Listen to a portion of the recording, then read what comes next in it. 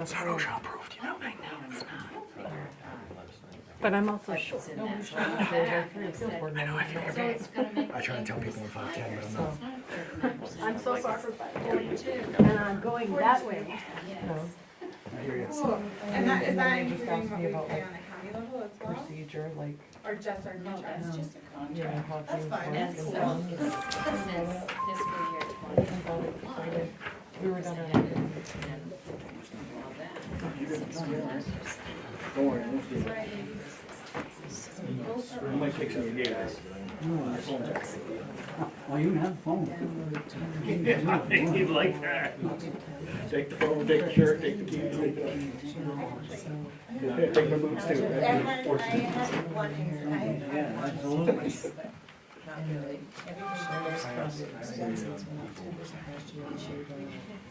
I don't, we don't have it. Right there, right there. Yeah, something like that. You didn't leave your room walk behind your truck here, by the way.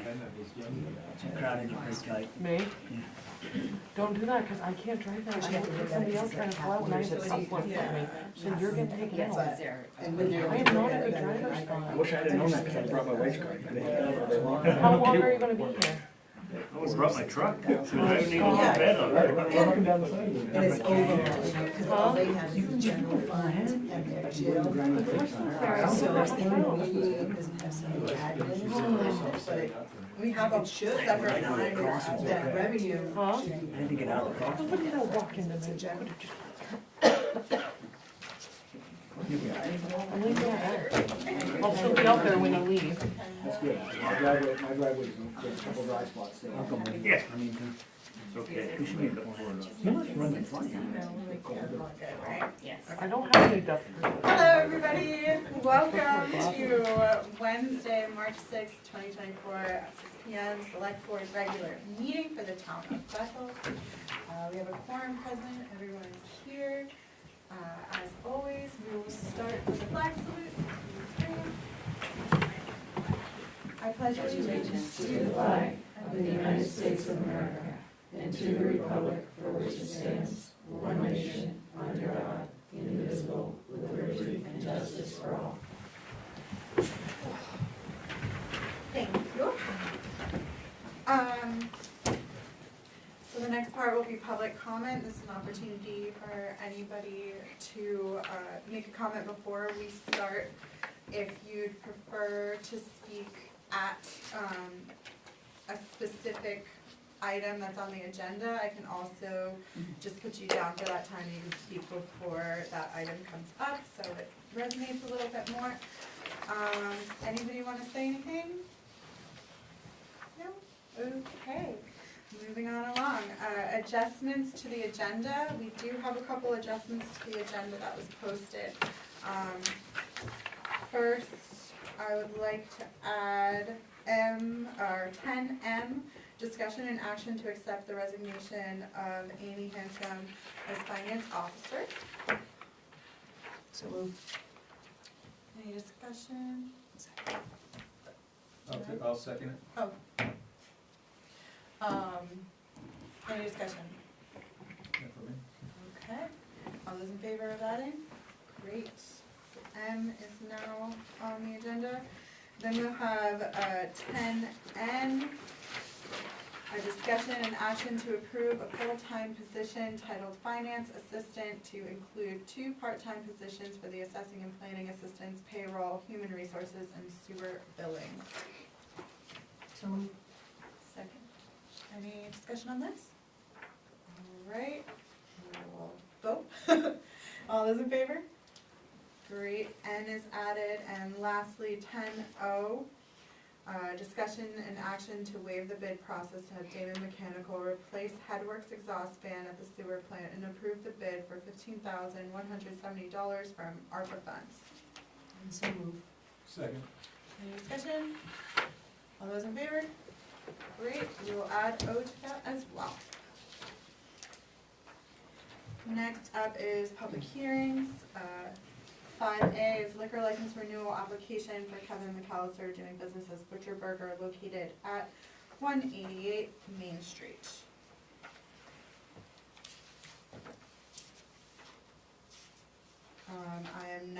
going to open the public hearing. Anybody have any comments? Hearing none, I'll close the public hearing. And move on to action in the minutes. Everyone have a copy of the minutes?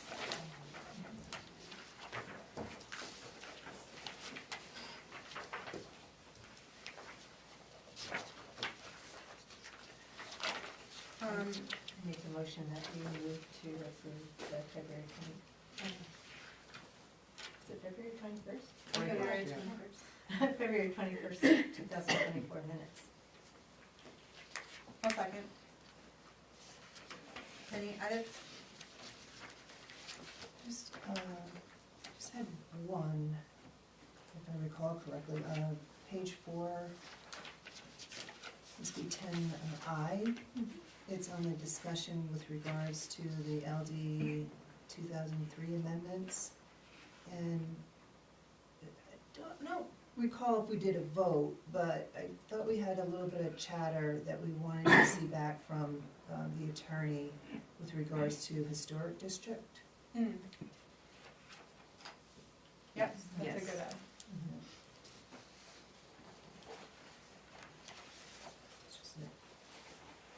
Sarah, do you wanna, I need to amend it. please? So I make a motion to approve the February 21st, 2024 minutes with the amendment that we want to hear back about the historic district in 10I. Can't remember who seconded. You did. I did? Ah, perfect. I second that. Any other discussion on this matter? All those in favor? Excellent.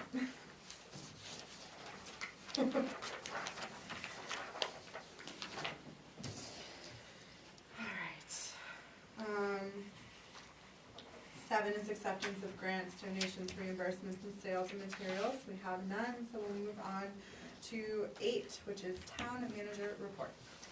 Sure, tonight, I've given you a copy of the February Oxford County Sheriff's Daily Log, the February financial reports, including excise, revenue, expense, and capital for February.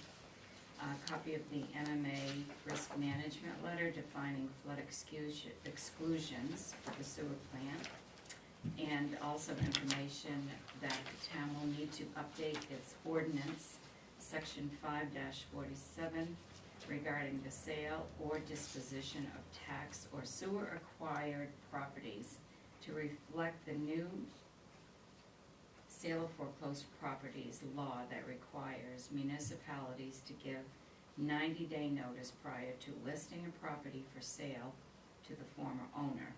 Attorney Lewis will review the town's existing ordinance and suggest any edits.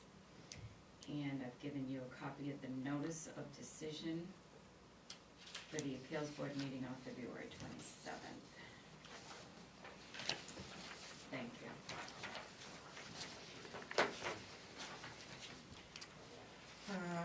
9 is board and committee reports. We have none today, so we'll move on to 10. 10A, action on the renewal liquor license for Kevin McAllister doing business as Butcher Burger, 188 Main Street. And we did get an update for the top cover sheet.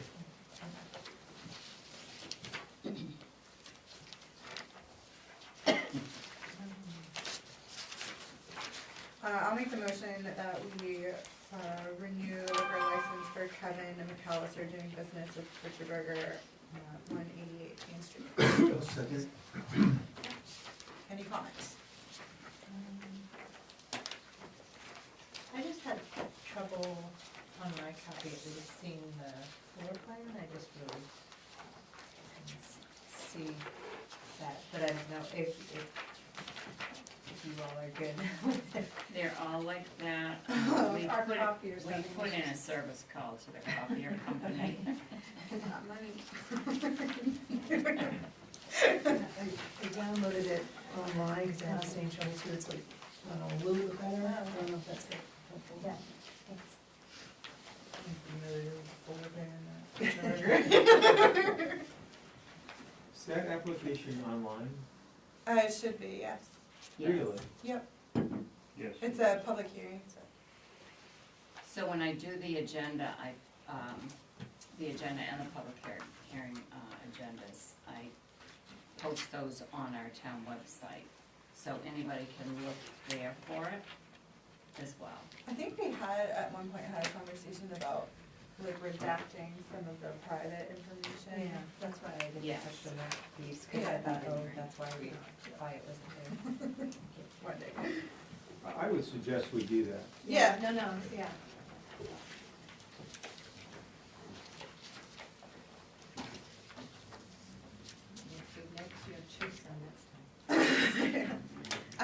Any more discussion? And then for the owner, Can you give us a page? it was page 4 of 11. Uh-huh. On number 17, it just asked for the name and address of the owner, but it just gave the name. So I don't know if that matters, but Oh. He's providing an address of the owner. Yeah.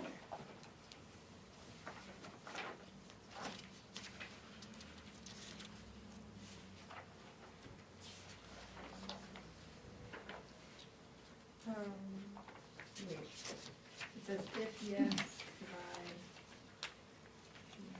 If yes, provide on both of those. And he checked no. Oh, cause this is the owner of the building, so it's who he's renting from? No, it No, says, it says, has has the license, the applicant ever been convicted for any violation of four? And it No. says no. If yes, you provide the name and. No, I'm talking at number 17, so it says, does the licensee applicant own the premises? No. If no, please provide name and address of the owner.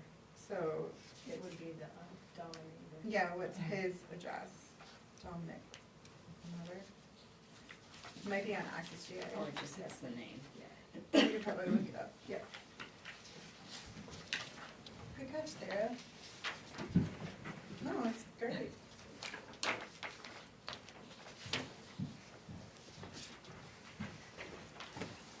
All right, with those corrections, I made those motion. I'll make the correction after the announcement. So, making the correction of adding the address for Dominic P. from 17, I would amend that we approve this application. Who seconded? I think it was Frank. Second. All those in favor? Great. Action on the renewal marijuana store application for Douglas Pemberton III for cryptid 708 Walker's Mills Road. I make it. Wait, you made the motion? Sorry. I didn't make the motion, I just read it. All right. You probably could just do it. I make a motion that we renew the marijuana store application for Douglas Pemberton III for cryptid 708 Walker's Mill Road. I'll second. Any comment on this application? Just a confirmation, and they check off the permit fees for their retail piece, but on the application it says 1,500, they're not paying that 1,500, right? We're using the schedule from February 2022. I will make sure. Yeah. Yeah, that was the application online, so that's what I filled out. Right, Yeah, I just yeah. wanna make sure you're not. Did you pay $1,500? I haven't paid yet, so, Okay. yeah, I just figured. We'll it- just. We're working on the steps to get that all updated, Yeah, no problem. but just didn't want to erroneously write a $1,500 check. Yeah, that's a good one. Okay, That's thank you. what we're doing on that. They're not paying until we figure it out. Mm-hmm. So there's no money. We're on the schedule that we voted on in, what was it? February 20. 2022. Yeah, so that's the schedule that they're going, but the application itself hasn't been updated yet, and we're gonna review at some point to see what the new fee schedule will be anyways. Yeah. Okay. Thank you.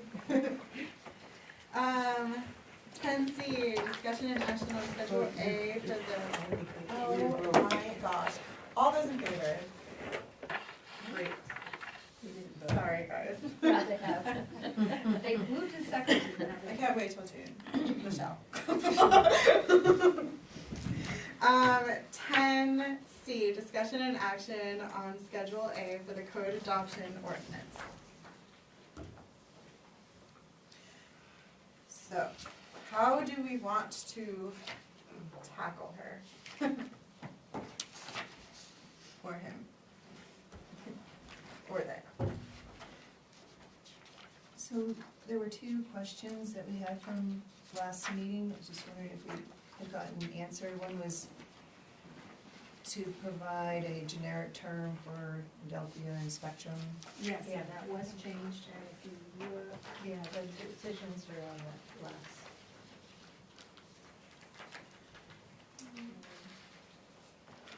They made it cable, TV, internet providers.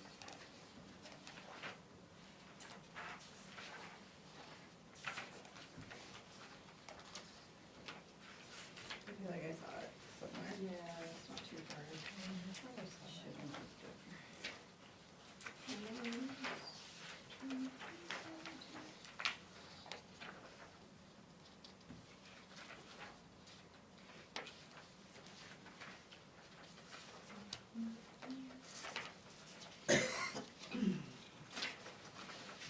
We want to find it.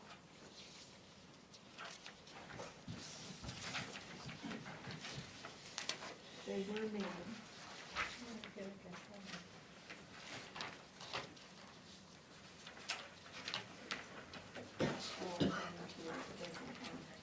Well, we lost.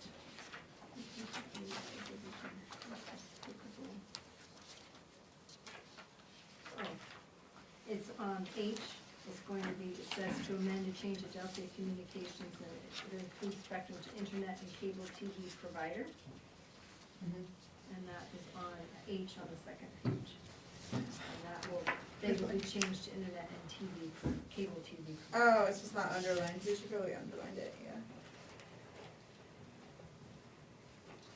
Thank you. Yep. And then the other question was the repeal of 62. Yes, and I included the, or given Sharon an email from, Sadie Carnes. It's not included in this per se, but she said in the email there will be a,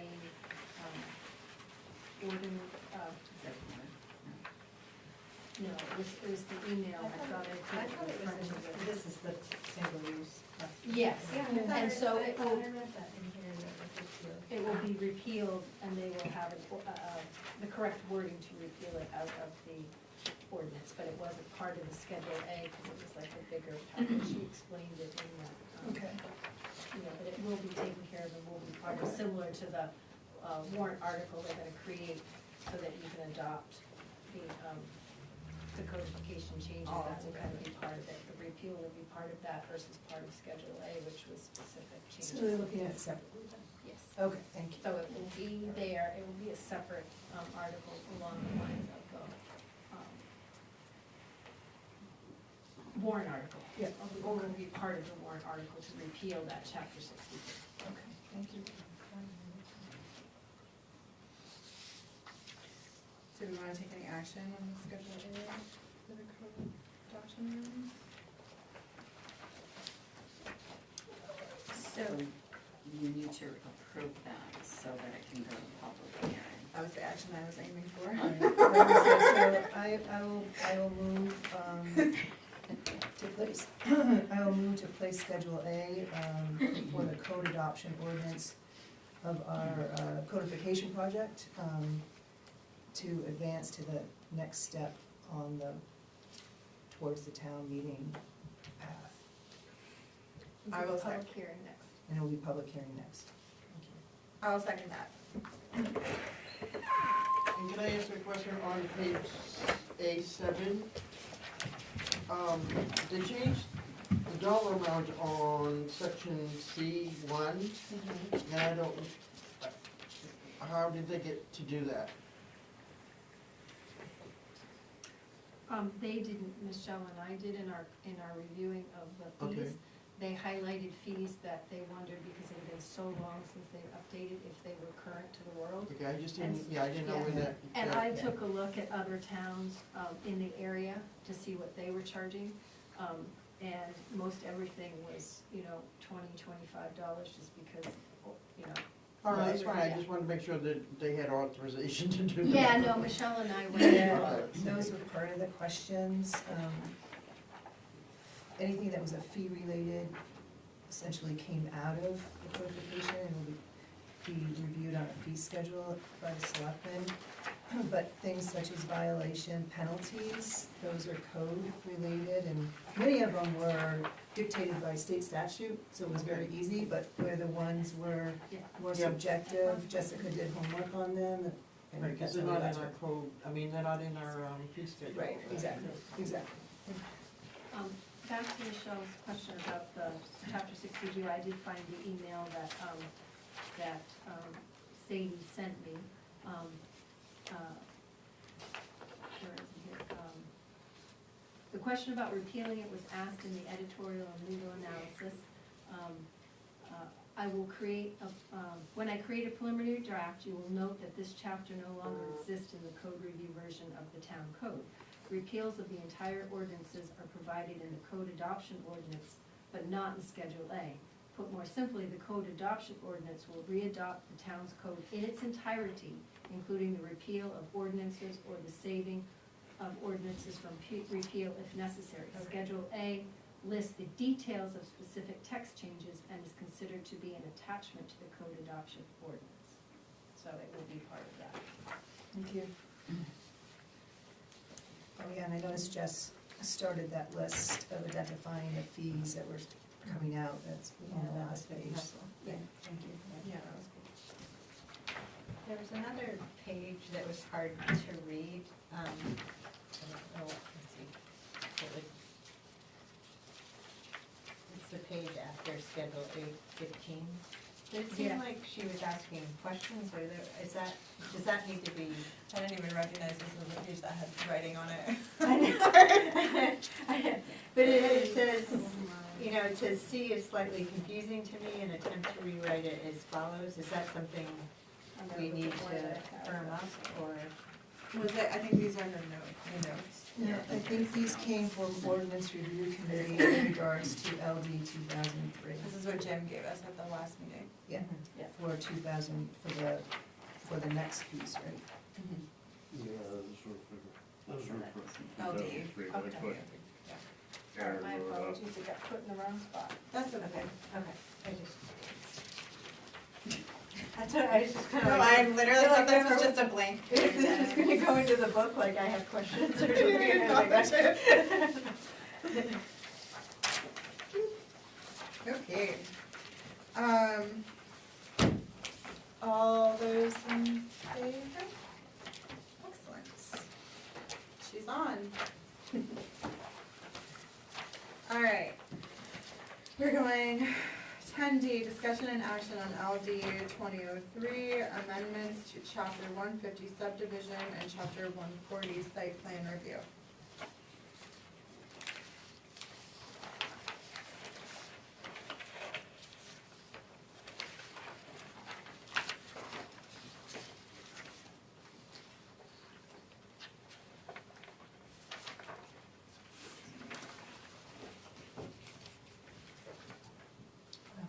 This is 150. 150. Is the last page 140? Yeah, I think Must be. it must be, this is Yeah. site plan. Yeah. Boop, boop. Here's site plan. 140. Just somewhere in the depths of site plan. So, this was the one where we didn't know in the historic district if there needed to be any reflection. I reached out to Mary Costigan and she wrote back and said, the only way to control where the affordable housing density bonus would apply is to control where multifamily housing is permitted. So you wouldn't be able to limit affordable housing allowances because it's a historic district unless multifamily housings were not permitted in the historic district, which we don't currently have. So LD 2003, nothing will apply to the historic district because we don't have multi-housing restrictions there to begin with, so. Thanks, Courtney. Thanks.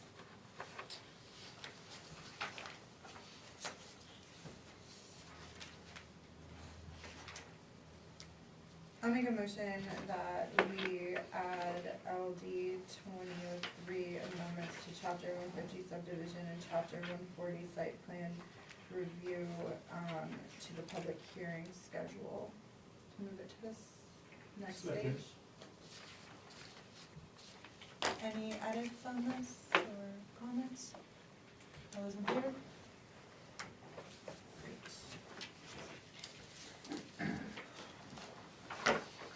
Alright.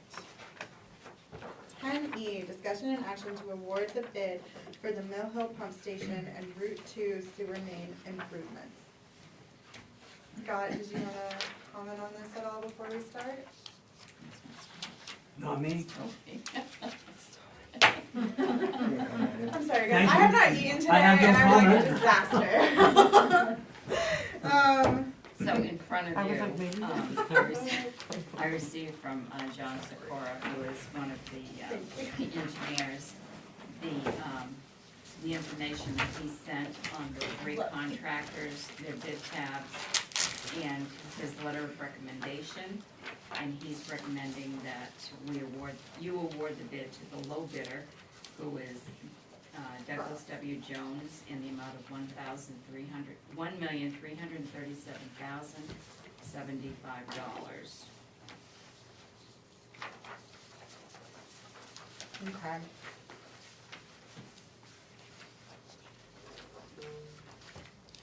I would make the motion that we award the bid to Douglas W. Jones, Inc., doing business as Cross Excavation in the amount of $1,337,075. Second. Any comments or?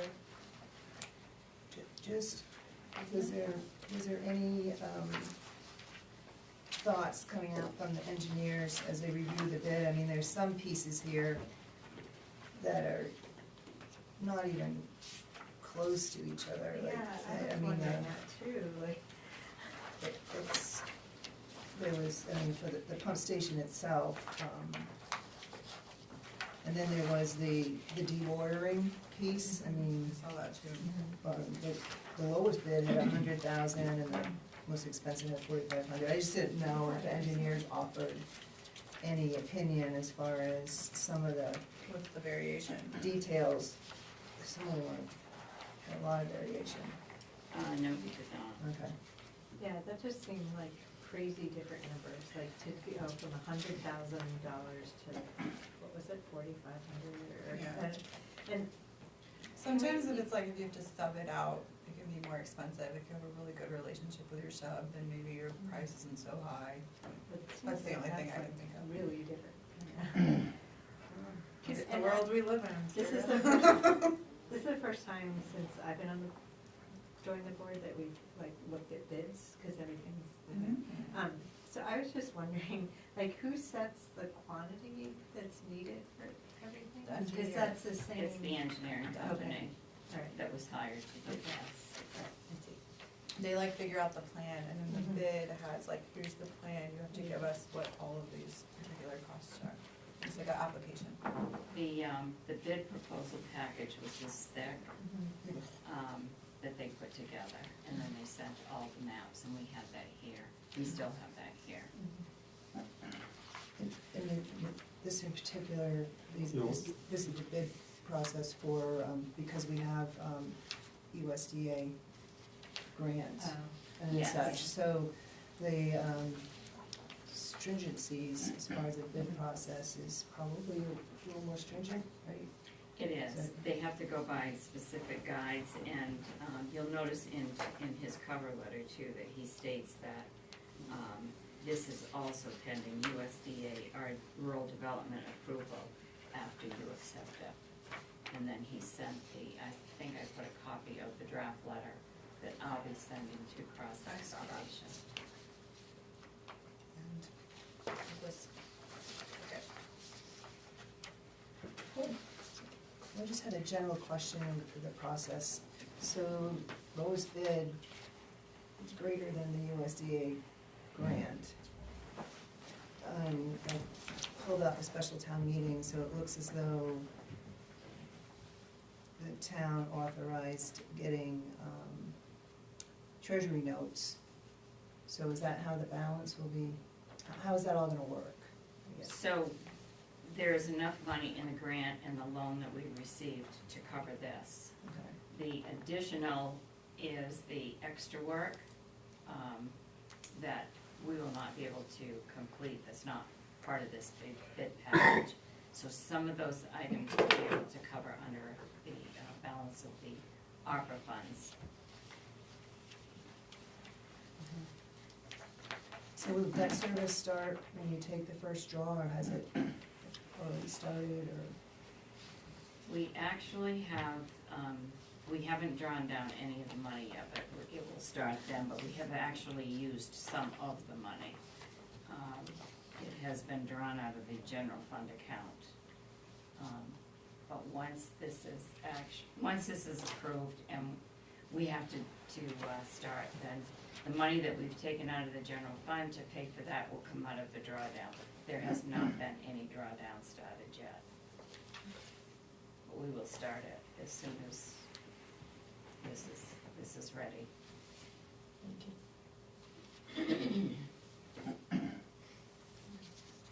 Can I make a comment? Sure. My name's Doug Jones, Hi, I'm the Doug. contractor. You were right, what you said about the subcontractor, that particular dewatering item, the plan is to dig down to about 15 feet where we're gonna find ledge, according to the test borings.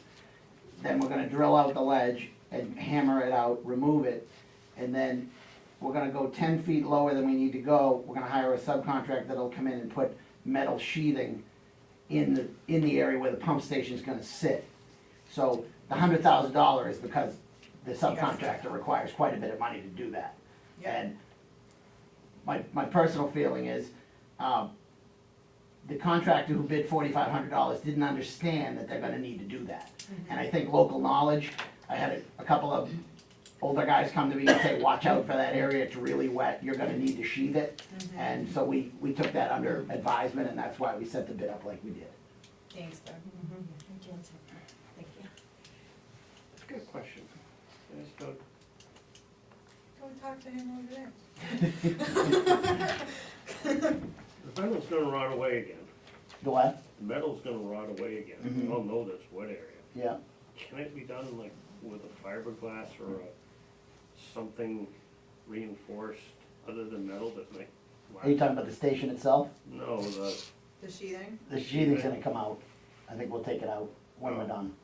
After we set the station, I think the plan is to take it right out. oh. Cause there'll be big metal sheets that'll stick way out of the ground. Yeah, And okay. once we get them in, get everything set up, we'll pull the sheets. That Or the makes sense. subcontractor will pull the sheets. So, it's the same guy, if anybody remembers the job we did on Vernon Street. I'm gonna say the It same was a thing you did really, on Vernon, that's right? exactly, we're using Fleming again, and they're the ones who did Vernon Street for Yeah. us. It was, I don't know how many years ago, quite a 12 years ago maybe, or 11. So it's the same principle, a really deep hole that you're worried about cave-ins and everything else. You can't put men and equipment in there, and so you sheathe it, make it OSHA safe, and then you can do your job, then you pull the sheets. So that's the plan. Okay. Where are we at, vote? Anybody have any other comments? All those in favor of approving it? Great. Let's go. Thank you. No, actually, you have a little while. Yeah. 10F, discussion and action on half-story definition recommended by ORC. Jim, do you wanna introduce this little ditty? We don't have we have a definition for story, but we don't have a half-story definition. And we need something. Can I go into more detail? Do you guys need more detail? I don't need to go into more detail. No, I'm asking them, or do we wanna know? Do basically really simple. We don't have a definition. We talked about it. We need a definition. Okay. And it was put in from the planning board to give a definition for the half-story. Right. Yep, that's where it originated.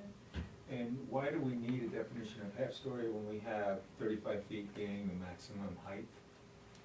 Does it make a difference, why does it make a difference to have, if it's a half-story or a full story? Courtney, do you have any opinion I have an opinion. on that? Give me here. I was not here when the vote was put in for 2.5 stories or 35 feet. From what I've gathered from multiple people, not record, was that the 2.5 story was left in there because at 35 feet you could get a 4-story flat top motel, hotel, not really charming looking. Okay, So the 2.5 stories was left in there. So unfortunately, when you, like Jim said, when you don't have a definition for half story, developers don't know what the planning board wants. I mean, a half story meant 6 different things to 7 people on a board. So it's not really fair to the planning board to make that determination, but it's not fair to people coming to the planning board because they don't know what they want. So, Could we just say 3 stories then? There was a lot of talk. I think if anything, you would take out Yeah. the stories. Just say 35 feet. yeah. Most And I don't people know. like to see, the 2.5 originally came from keeping the charm of the town. Basic, that's putting it in real basic layman terms, without going into heavy discussion and stuff. But so it's a design feature is what we're talking about. appearance, yeah. Well, it's a design, it's Yeah. Yeah. dictating the design of the building is going to be, it's not going to be 3 stories, it's going to be a half story, which is something less than a full story, 3-story building. I think that's what I'm hearing that's being said, and that's what creates the charm, that's what creates, you don't have 3-story buildings, you have 2.5-story buildings. So, because I wasn't, the reason to discuss this Yeah. is because in my mind, who cares how many stories, it's 35 feet. But now I understand why it's important that it's not 3 stories or that it's not 4 stories underneath the 35 feet. It's because people voted, the town of Bethel voted to have a 2.5-story buildings at a maximum of 35 feet. So in that case, we do need to figure out a definition for that half story, what that really means. So, what are we're discussing to move forward on writing the definition? So the definition has been written for us. The next phase of this, it would be going to a public hearing. No, So we would did we get that definition? Because Right here. Right Yeah, there. this doesn't. it's in red. In red. Half-story portion of a building between the top floor and sloping roof with at least 2 opposite exterior walls, meaning the sloping roof not over 3 feet above such floor level. Which means that the wall, the knee wall is 3 feet. Yep. That's the definition, Max, okay, right. very good, okay. And so how much, well, I guess it would depend on the size of the building, but how much, like, livable space do you end up? Like, I mean, it seems silly I don't to think it's also, supposed like, to be like livable It's, At all? space. it's because that's not, It's like dormer. that's not what I'm hearing is what the town wanted. The town wanted, yeah, just that, it didn't talk about, the town's not, their interest wasn't how big it was. It was how tall it was and what it looked like at the end. So this takes care of that. In my opinion, it's very simple, Yeah. very, very simple. It's no wonder I couldn't find it, it's 1 sentence. It's a little Um, peculiar. But I think it solves the problem. Yeah, I I think do. it solves the problem, I think we're there. But And this limits residential homes too. This gives a definition of what Can I- 2.5 stories is. This is in the does site not- plan. Yeah. Michelle. Yeah, this is in the site plan, and site plan is commercial. Thank you. That's true. So I just have a question, there's several definitions of a half-story. So can you just kind of, did you pick one, is this an amalgamation of several? No, we went through extensive amount of, we looked at Webster, we looked at all kinds of places, and they all Very. they vary in some form. This is, from American Legal, It's the same one from two different legal Yeah. sites, and I sent it to Mary Costigan, just so she would confirm that it is a legal definition, and she wrote back and she said, yes, this is perfect. So, but yes, Jim had the two different legal citations where they came from, so I was able to go on and check that, and they were the same. I there's just couldn't towns in remember the name Ohio of that that. are using it and stuff. We're not gonna come up with our, If I was a developer, I would probably would like 4 foot versus 3 foot. That's just me thinking as a developer. But, you know, whatever the, Yeah, so that's what I was gonna ask, I mean, has the fire chief reviewed it, I mean, It's more of a. and, yeah, to me. and also, you know, just get a contractor or a developer, just, you know, just to get everybody's point of view involved in the process. we did, I asked around on a nonchalant, because we were talking about whether we just get rid of it or what, and some people didn't care. People that cared, more of them wanted to see it stay. When I asked Chief, he's the one who brought up a good point that we weren't even thinking that, we already knew that you could put 4 floors on 35 foot. But if somebody wanted to go and do a multifamily and Airbnb it, you could end up with 30 people per floor, and the next thing you know, you got a lot of people in one little building. And that, I'm going off track, but the height, 4 floors is an 8-foot ceiling. Yes, you can do it in a 6-inch wall, or 6-inch floor, but that's tight. So- And if you start going into a 10, you're in that 3, and it just basically came down to the cosmetics of what people see on the outside. Because we don't care what goes on the inside, in theory. Did the fire chief offer his review of it? I honestly don't remember. Yeah. So Mike wasn't able to come tonight, he was going to come, but what he did offer when he came in and talked about this, what he said was he didn't feel that the half-story definition was going to solve the problem. What is the problem? What does he define as the problem? Yeah. From what I understand, it's having to provide that fire coverage in that extra floor. I thought, No, I'm not gonna speak out of term, but And maybe you wanna wait until he's able to come I mean, next meeting, or I do think that's technically what a hearing is for people to voice their opinions on things. Well, I mean, like, Chief Jodry said that his equipment could do the 35 feet. right. So what does that have to do with 2.5 stories as long as it's 35 feet? As far as the fire department goes? Because for interior, they have to go up 2 floors instead of 1. I don't understand. It's like a little more They have to go up, they have to logistically go up anyway. they It have just- to go off It's anyways. If it's- 35 feet, and that's what he said his equipment would handle.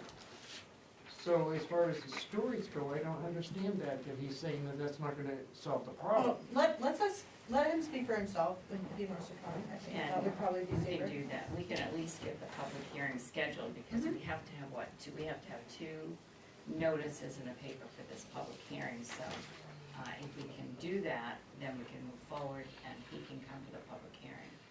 Yeah. Sounds like a good, I think that that, sounds yeah, like a good. I think that's really fair. Did we make a motion to talk, to approve it? No.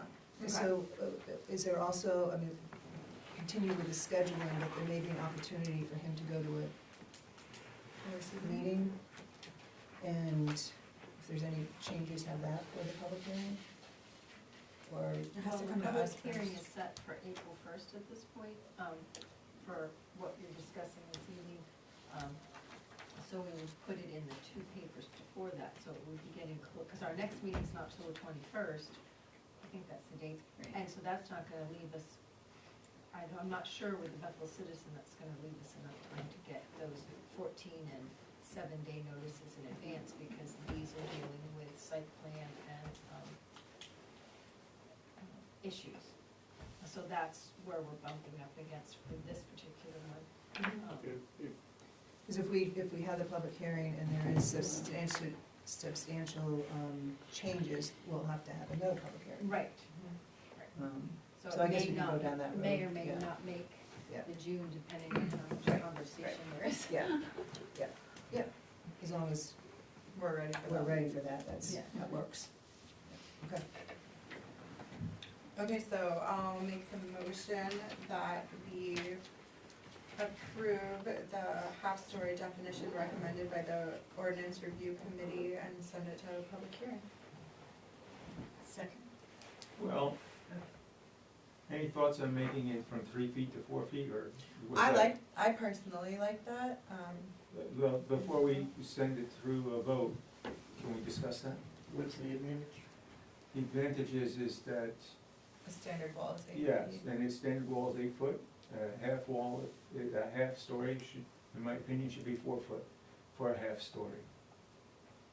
And it's, to me, it's almost a compromise to some of the issue that's going on, that you have, that extra foot makes the more usable, more options for a designer to get in there, a builder to do what he wants to do.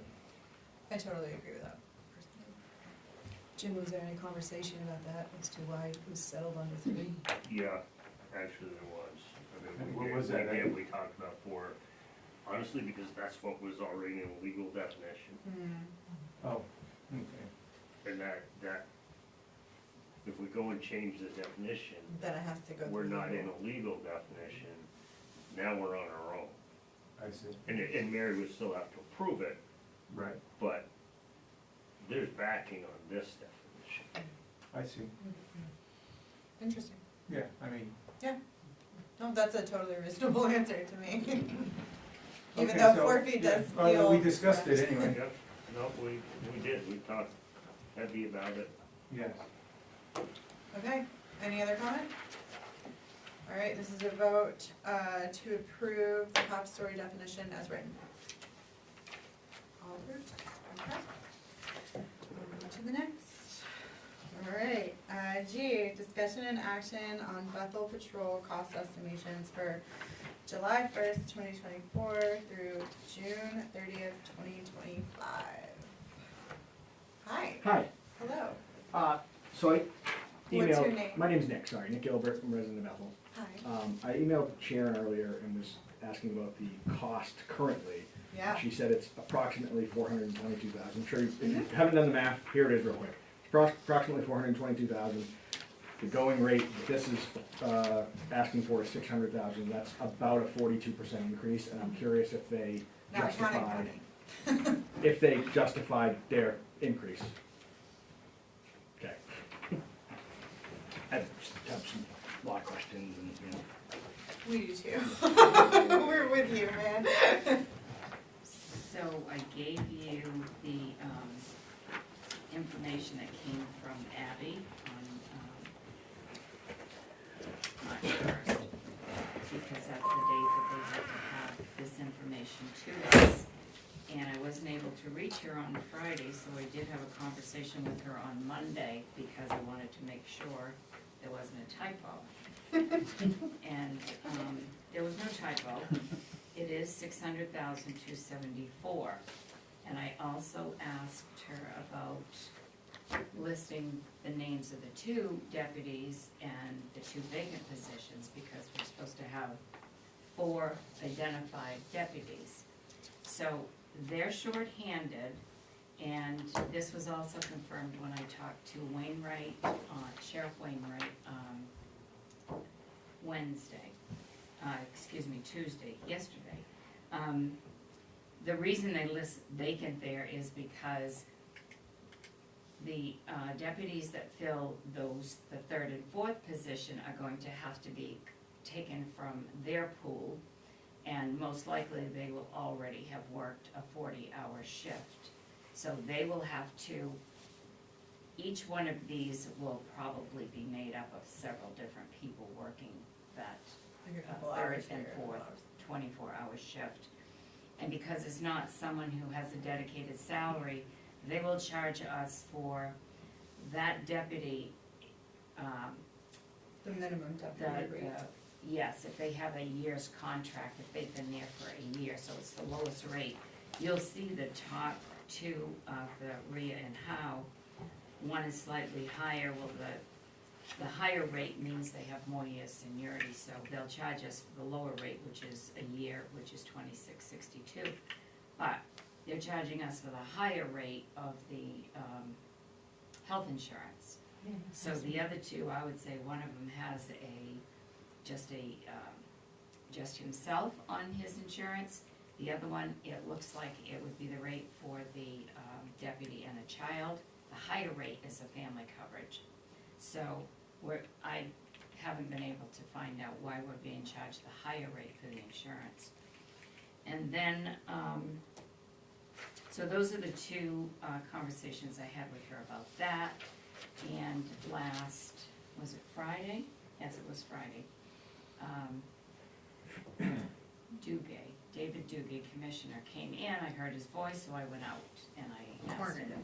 Yes, he had a minute.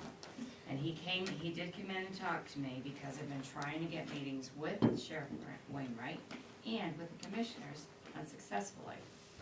So, he really didn't discuss this. He said he got it on his phone that morning like I received it, but he couldn't bring it up on his computer. So I talked to him about not being able to get to talk to anybody. So he said, well, I'll talk to Abby and we can get you on the commissioner's agenda for the 19th of March. Later that afternoon, when Abby got back, she did tell me that she could put me on the 19th to go and discuss the negotiations with the commissioners in executive session. So I'm letting you know that tonight to see if you want me to do that. I did get an email on, actually it was on Monday, from Wainwright, and I called him back, and he wanted to talk to me about the proposed increase. I did call him back on that, and he said he has no idea where the commissioners came up with those numbers. This is not what he was given at the beginning of the budget process. The first time he saw this was last week, and he wanted to request an executive session with you, and I told him I would be speaking with you tonight, and I would have to get back to him. So that is a 42% increase from last year, and I pulled the last 5 years. If I go back to the 5th year, this is a 61% increase in 5 years. So, no, they did not. No, I do not have, and of course Abby doesn't know that either, but if she does, she can't tell me. But there's no justification for this increase or where they get these numbers. So it's up to you what you want to do at this point. I have 2 questions. What is the rate increase for the county commissioners, for the county, for us to pay this year? I mean, last year we had a 10% What's increase. the, yeah, This what's the year? county, yeah. 42%. For That's this. Yeah, for our that's contract, this. but I'm what talking about about the just the county. We haven't received that yet. Yeah. So it's gonna be like, You get, they haven't posted that yet, so I have no idea what our county rate is yet, amount. I don't know that.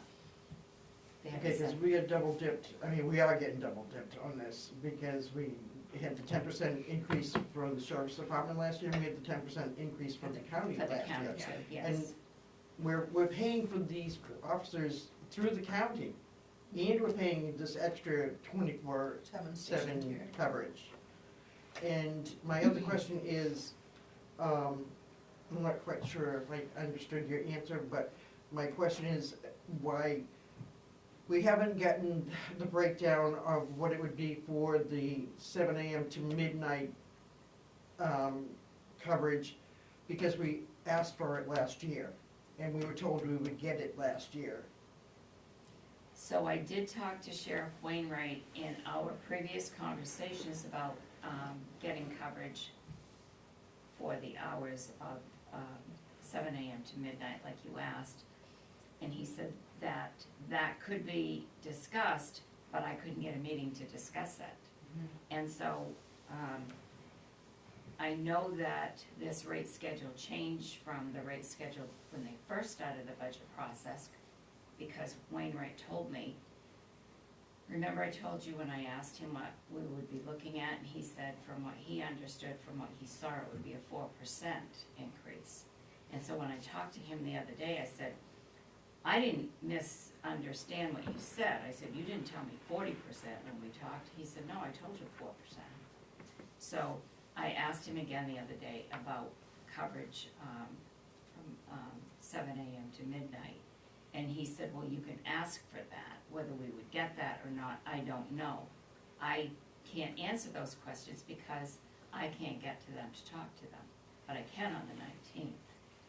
So if we don't approve this amount, which means we're basically giving up the contract, can we, does that put us into renegotiations with them or not? No, It does not. No, we'd have to start fresh. Well, that's renegotiations, no? Well, We're it doesn't really have not us, negotiating. yeah. we don't negotiate. This is Well- not, Okay, We're looking for, have a discussion on what these breakdowns are. Yeah. I mean, which, that's right, that's And what we this is need what to we're know. really, and we need the information, you know, I mean, I'm not inclined, I don't think the public's inclined to do anything less than to have full coverage. However, if they can't provide us full coverage, I would want to explore some mechanism to have credit or something, you know, so if they can't produce those two other positions, that, you know, that's not fair to pay for four. And, you know, and we wanna be fair, we wanna be fair both ways. I mean, in the contract, if it wasn't for the Bethel piece, this piece, our enhanced patrol effort, technically, these 4 positions wouldn't be hired. That's how the contract reads. Technically, these 2 and these vacant spots, they wouldn't be hired, which doesn't help the county side, because it's one great big law enforcement, so they all work in a pool. These just happen to be dedicated. And so it goes both ways. We don't wanna pay more than our fair share, and we don't wanna have the other towns, you know, pay for us. We want it to be fair, but, we don't wanna pay what we're not gonna get, and that would be one of the talking points, discussion points, and for me, is there some mechanism that can be created, a reconciliation, whether it's monthly or quarterly, that, hey, yep, nope, we only had 2 persons, not 4, so then we could get some sort of credit. And if it seems like it's almost that dire with the lack of personnel on all levels. You know, who knows if we're even getting it for our ordinary county piece, you know, whatever zone we are, zone 2, or, you know. The other thing that Sheriff Wainwright pointed out was, he said, that administration fee, he said, he doesn't know why they're charging us that, because he said, basically, they're charging us that to send out our monthly bills. And it says very specifically in our contract that we shouldn't get an admin fee, I'm pretty Yeah, sure. there's certain fees, I mean, that's why it's important to us, I believe, that we have the breakdown of the non-personnel costs. we finally were able to have a dialogue with now deceased county administrator last spring, which is the first time we ever saw breakdowns, I believe, for years. And there was movement with our discussions. They actually, you know, we read the contract, they read the contract, yes, you're right, you know, office supplies doesn't go in. I mean, we're fortunate they have a hub down here, so that's great, you know, whether we have the enhanced service or not. Because that just is a draw, that you're just gonna have more personnel around. But I think it would be important to get that breakdown of the non-personnel costs.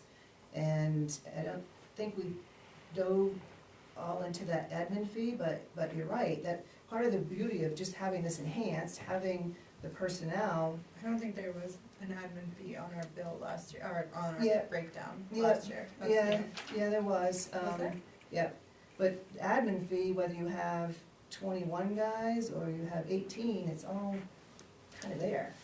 That is another thing, is like how many officers do they have, because the percentage is based on what the totality is. And if we don't have those numbers, we can't check the math, and frankly, if it's a 42% increase, I wanna check that math. He said, he has 23 deputies assigned to him. 23, So already, this is out of whack. Yeah. Here's a question. Does he have 23 deputies, or does he have 23 positions? I would wrote want- down what he said, has 23 deputies. I would want clarification. So what, Yes. yeah, we need the clarification, I mean, we There's, can't. there's, say I anything. believe he has 23 positions, You're talking about office people too? no, oh, patrol people. they were down 10 last year. But these two vacancies weren't vacant before, so he has to be short officers. So they're, He is, he said, he has 21, but he's allotted 23, so that tells me he's 2 down, but I think he's down more than 2. He is, Well. he has to be. I would want clarification, Mhm. and I would want it to be verifiable. yeah, That was one of the pieces that changed last year when we talked to them, and then they came back, they were like, oh yeah, we have. This is Right. one of the problems Yeah. with this contract too, nothing is verified. mm-hmm, I mean, we're just taking their the word. word Right. that that we're getting 24-hour coverage. And quite frankly, well, they have to verify it. I mean, everything else is anecdotal. Agreed. And the reason that I keep on insisting on getting the difference in the hours is because we're averaging 7 calls from midnight to 7 AM per month, not per week, but per month. That doesn't justify this kind of money for us to be paying for four officers for 24/7 coverage. If we're only getting on an average of 7 calls per month after midnight, Yeah, you just call back to county. and the public doesn't realize that. But if you're one of those 7. Yeah, I you know, know, that's all I have to But the majority of those That's the- calls are like That's or like Yeah, house you never alarms know. and You things that never are very immaterial, they're not Something can happen. emergencies. There is, I'll be right with you. first off is, this, we should call this what it is. It's enhanced service. So enhancement means we already have a basic service, Mhm. and we're contracting for an enhanced service Mhm. that is over and above Right. the service that's provided anyway. Yeah, So, in that context, the enhancement, is it being provided or is it not being provided? And no one in this room has any verification of that. mhm. That we don't have any, and nor has it been offered, or they won't provide it so far. You can't even to have a meeting with them. Yeah, we have asked for all of these things Right, for so, at least a I mean, solid year. In some ways, we're speaking for the public, and I would think that before anyone pays their credit card bill, they look at it. We're paying a bill without looking at it, at the line items, so, we need some clarification and some verification that we're getting what we're paying for. I think it's quite simple. Do you want me to go to that meeting on the 19th? Oh, yes. Please. So that would be, what I would support is whatever number you need to put in the budget. What, I quite frankly don't think I'd put 600. I would put what last year was and 4%, 5%, I don't know, put some number in the budget, because that's a budget and it still has a process to go through, but it allows us the time for conversation to learn more about this, now that we actually have some movement and some dates to be able to. People talking back to us. Okay. Good And, job, Sharon. and to give you the green light to have these conversations with them. Okay. I mean, on March 19th, I prefer that it was not an executive session. We don't have an executive session, it's not union contract, it's not anything. Maybe you can do a disclosure beforehand, but any way that you can get a meeting with them, or the, whoever's acting as the administrator or anything. But I guess once we have our toe in the door then, so. Well, this is the closest I've gotten to a meeting, and this was how it was presented by Commissioner Duque when I had him in my office last week. And it also gives us time to look at this stuff. I had mentioned online is the Oxford County budget. Yes. 2023, what was enacted is 2024, I believe has been acted. You have to check their minutes.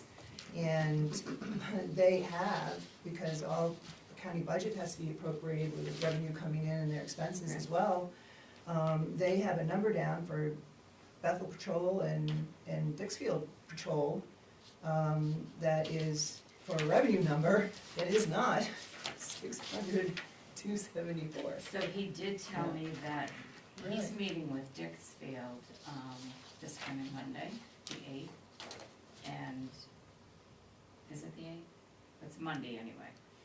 Their budget went up to $446,643. Now, they do not have. They don't have 24/7. They have 3 deputies. 11. What was that And it's number? not 24/7. Can you say that number one more time? 446,643.38. And he didn't have current year, but he said it was somewhere around 330,000. So they'd be looking at probably about $110,000 increase if that was the case. And it may be worthwhile as manager to manager, giving a call to Dixfield Yes. to see what they're doing. Yes. Nick, I'm sorry. That's fine. So, I disagree with you, Frank. I know a lot about this. This is my wheelhouse. This is what I do for a living. What do you do I'm for a in living? law enforcement. Oh. I work for a municipality. I don't work for the sheriff's office. So I know a lot about what's going on. And I think she hit it on the head is that I think if we have any meeting with the commissioners or with the sheriff's, with the sheriff, they should not be in executive session. That should be something that the public should be privy to know why these numbers are the way they are. A 42% increase is crazy. There's nothing else that I've seen that is raising that much. I didn't get a 42% raise this year. I don't know about the rest of you, but Sorry. I would love to, but I didn't. So, why are we paying that? And I understand, it's their wages, but their wages are going up $1 an hour. That's it. It's not that much. It's not 42%. It's not even close to that. The price of fuel hasn't really increased that much, so they can't say that. So there's just way too many questions just for them to just say blanket statement. Here's 42%. Excuse me. And if you're even considering going from 7 a.m. to midnight coverage, that's what the rest of the county does. That's what Greenwood has, that's what West Paris has, Sumner, Buckfield, all those other towns, and they don't pay any extra for it.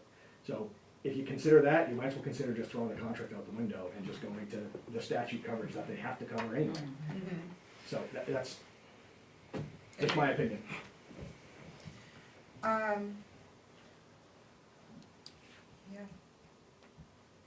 So do we wanna make, any decisions about meeting with Wainwright? Or asking? Well, it won't be with him, it will, well, Cause he it's- asked you, it's didn't what- he? Wasn't there two? right, he wants to meet with you in executive session. I told him I would ask that. So there's two things. He wants to meet with you, and and then Doogie said that I can go and meet with the commissioners on the 19th. So it is the commissioners who put this together. It's not Wainwright. So he really is the person that I should be speaking with. I mean, the The commissioners commissioners are the ones who I should be So I'm speaking just with. interested in what he has to say. Well, he can meet with you. Yeah. Oh. He can meet with Sharon. It is true though, it should be a public hearing, it should not be. It can't, yeah. Any The- conversations. It's not a personnel issue. There's Yeah, nothing it's to be personnel. in And it's not a executive session. contract. It's not a labor, it's not a labor Right. contract, so, but They wanna have. managers, administrators, you know, like conversations before to get the information, you know, there's been the manager talking to the administrator, there's been those conversations before as these have been put together, so I don't think that's out of the realm. And whatever meetings you can get and information you can get, I would support. Okay, well, I've written down everything that you want asked. I'll do that, and I will let Abby know tomorrow that I will come on the 19th, and I can request that I would prefer it to be an open session. It's not my meeting, so it's their choice. Well, maybe you should say that along with the board, you and along with the board think that it should be an open session. Yeah. Because we do believe that. I have, Well, how does it go into executive session when by law you can't go in executive session for, you can't. You can go in executive session for negotiations, and if that's what if they wanna say that this is negotiations, then they can legally go in executive session to discuss negotiations. I do police department contracts for the towns that I've been in, and we do negotiations in executive session. And that can be done, and if they state that they want to discuss this in executive session because they consider this to be negotiations, it's not my meeting, I can say I prefer to do it in open session, but they can refuse to talk about it in open session, and then I don't have any conversation with them. It's not as if they're coming here and we are going to, it's our choice if we do it in executive session, but you need to follow what the executive session law is. So, But can you alone do negotiations with it? I can. I guess that a problem that I see with the executive session is how can you bring the information you learned to the board Right. from an executive session? Oh, I can. You can. I can. The purpose for going into an executive session is to talk about the rates and everything else. It wouldn't be to talk about personnel, but I can tell you one thing, that there isn't a union contract for any police department that I've ever seen that has increases like this, Yeah. because anybody negotiating on the town side is not gonna approve something like this. Yeah. So, So you'd be able to take documents, so if they say in this executive session, they showed you the non-personnel cost breakdown, we could have access to that afterwards, you wouldn't have to be like, vague. no, you, It's not their an executive union session. contracts are It's public just a information. private meeting. Yeah, I mean, So maybe just that's call all it we a want private is to meeting. get the information. Yeah. They're forcing us into their realm, Right. which is very, very unfortunate. We come, you know, being fair and open and Mhm. wanna learn this information, and, it should just be our manager, if we had wanted another person to go down and meet with the county administrator, and maybe one commissioner, and get the information. They came here and gave us the information, why can't they provide it here again? So we're having to go through these hoops, their hoops, to try and get this information. I think in the meantime, we still try to get this information. I mean, your toes in the door for March 19th, Yeah. to get the information, but we still keep trying ahead of time to get get something.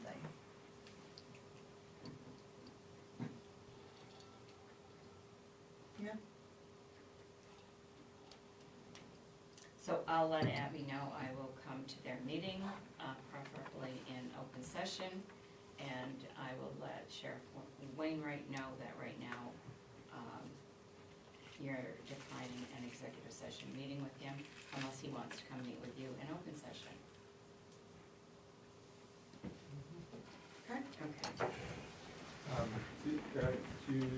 Is this different negotiation than what we talked about before, as far as having a representative with you? If you wanna come with me, you can. I mean, it's, if the board sees fit for that, because That's I'm open to it. It always is Yeah. better to Yeah, have second one pair of person. ears, yeah. 100%. Yeah. Also, just, I don't know, just, yeah, I just think two people. We've already assigned you to this project But if anyway, it goes to so, open session, any of us can go. yes, of course. Yes, Yeah, if it does end up in Yeah. open session, can you let us know? I will. Thank you. I think I'd still be real careful. Looking like a pile, oh, we can't, huh? Well, We'd have to declare our, if there was a majority, if but. all 5 of you went We and wouldn't. had a discussion, that would be considered a meeting, and you would have to post a public meeting that you were all attending. And all sit in different corners of the room, But only if all 5 of not us like go. each other. The majority of you, 3 or more. Yeah, 3 or more. I think we still would wanna manage the conversation. Yeah. Yeah. And, through our agent, so to speak. Okay. So in other words, stay out of it. Yeah, just let it seem like a good faith conversation until we need it to not be a good faith conversation. Well, okay, doesn't make sense if it's gonna be open session, but whatever. But that would be the purpose of it being an open session, so that we would have something to say. But you can win. Giving, I mean, I'm fine with our manager and our other select person, Yep. being there speaking. Just, I mean, it's to get the information is really what it is. Yeah, we can send Brixie.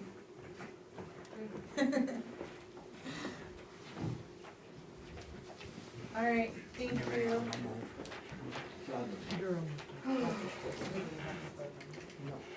No, it's just a discussion. Discussion and action to approve the sewer abatement for Man Woods, 41 Mason Street, account number C1966. You wanna tell us? I'll have Jess, because she worked on this, she Okay. can explain it to you. We recently, a few weeks ago, had a meeting with Rural Water. They came and we talked about sewer. Right before that, I received a call from Mahan Woods, who apparently had just received a bill for sewer for $630 for a building that she had taken down a number of years before, and had disconnected the connections. Had a local contractor and stuff do it, and wasn't necessarily satisfied with the response she was getting out of Rural Water, which is why she reached out to us. She planned it well because we were meeting with them, and so I had a discussion with Christina Hawley at Rural Water, and it was concluded that she had been billed in error. They have discontinued the account, so she will no longer be billed going forward. And then the discussion was how to, Get it off the books. exactly, whether they would just take it off the books or how that should be done. So I came back to Sharon, indicated that they had discontinued it, they were fine that it was an erroneous charge, and then Sharon felt the best way to handle it, and then it would be, there would be a record of it, was to get an abatement through the select board. And so, that's why I wrote this up. This is a copy of the bill behind it that they sent me from Rural Water. Like I said, that the account no longer exists, they've discontinued it. There wasn't a really good reason why they all of a sudden, after so many years, sent her a bill for $630, but they did acknowledge that it was not, not something she should be. so that's why we brought it to you as an abatement, so we would have. Okay. And no money has changed hands, she didn't pay it, in on anything, she called here, called them and then us, saying, I don't agree with them. Okay, So can we make a motion? yes, So I'd like to make a motion that we approve the sewer abatement for Han Woods at 41 Mason Street. I'll second. Very good. Any discussion on this? So is it 630 or is it 630 plus 420? It is 630, and I had that discussion with them because their bills are very confusing, and I emailed her, and she said, no, it is the $630, and that's all that is owed, and that is all that needs to be dealt with, because I had that same question. But that's this is how they billed it and sent it to me. So it's the 420 and the 210 giving you the 630, and it is rather confusing. So, just for logistical standpoint, when we typically do an abatement, it's when someone's already paid and then they get a refund, will they know not to bill us? You can pay something that has already been paid. Great. Well, that's all Oh. I've ever done, is If it's already update been something that's paid. already Yeah. been paid. So if we don't do it, I'm just wondering, like, books wise, Yeah, are they gonna know not to return cash? Yes. Okay, cool. And why is My it that, face is- why is it that the water district is not writing it off? What? If it's not been paid and they know it shouldn't be billed, why are they not writing it off? So this is the sewer? That's what we're, Well, the sewer piece. sewer- We don't do the water. All right, the sewer part, I'm sorry, Yeah. I'm looking at, it says water Yeah. district, okay. she just explained it. Yeah, well, It's just for the record keeping. And what was the building? it was like I'm not 100%, it seemed like it was a house, they had bought that lot, it was her boyfriend at the time, and he moved the building or moved the house elsewhere at the time. And now there's just a shed or something on it, It's a it has garage. no connection of water or sewer, Okay. anything, and she said she named the contractor to come in and do it, though she could produce a bill at the time, so it was 5 years ago. Right. She said it's not connected, there's nothing there, she was not, and it was out of the blue that she got this $630 request to pay after that many years, so she was a little. So, I mean, it's moved now, but, I mean, they're charging her for 3/4, and they have a date of June 2023. We didn't start using main rural water until January of 20, so Yeah. that's like I don't know where they got some of these quarters. Yes, that was the question. But in theory, I mean, they got the accounts from us, so did we do and I guess it's closing moved out? now, did we do some some sort of reconciliation before we gave them the accounts? I mean, had to get this from somewhere. And I don't know that, I wasn't part of that, Yeah, or right, around when yes, that it's was. Like I said, it was just to clarify that she no longer had the accounts, which Maine Rural Water has done. They have discontinued, said it no longer exists, they will not be billing. And, you could handle it any number of ways. When I talked with Sharon, she thought probably the best was to bring it forward here, rather than just sort of write it off and not have a record of it. And that was part of the issue when I had the conversation with Mahan, when they did what they did 5 years ago, because she said she did talk to the CEO at the time, she said she had talked to other people at the time, and she said there had to have been some record that I did this, because I talked to having this continued. I was not able to find any of that. I went back and looked at the map and lot folder we had in the CEO's office. It showed one building plan from the previous owner, didn't show anything, nothing had been, so I couldn't find a record internally.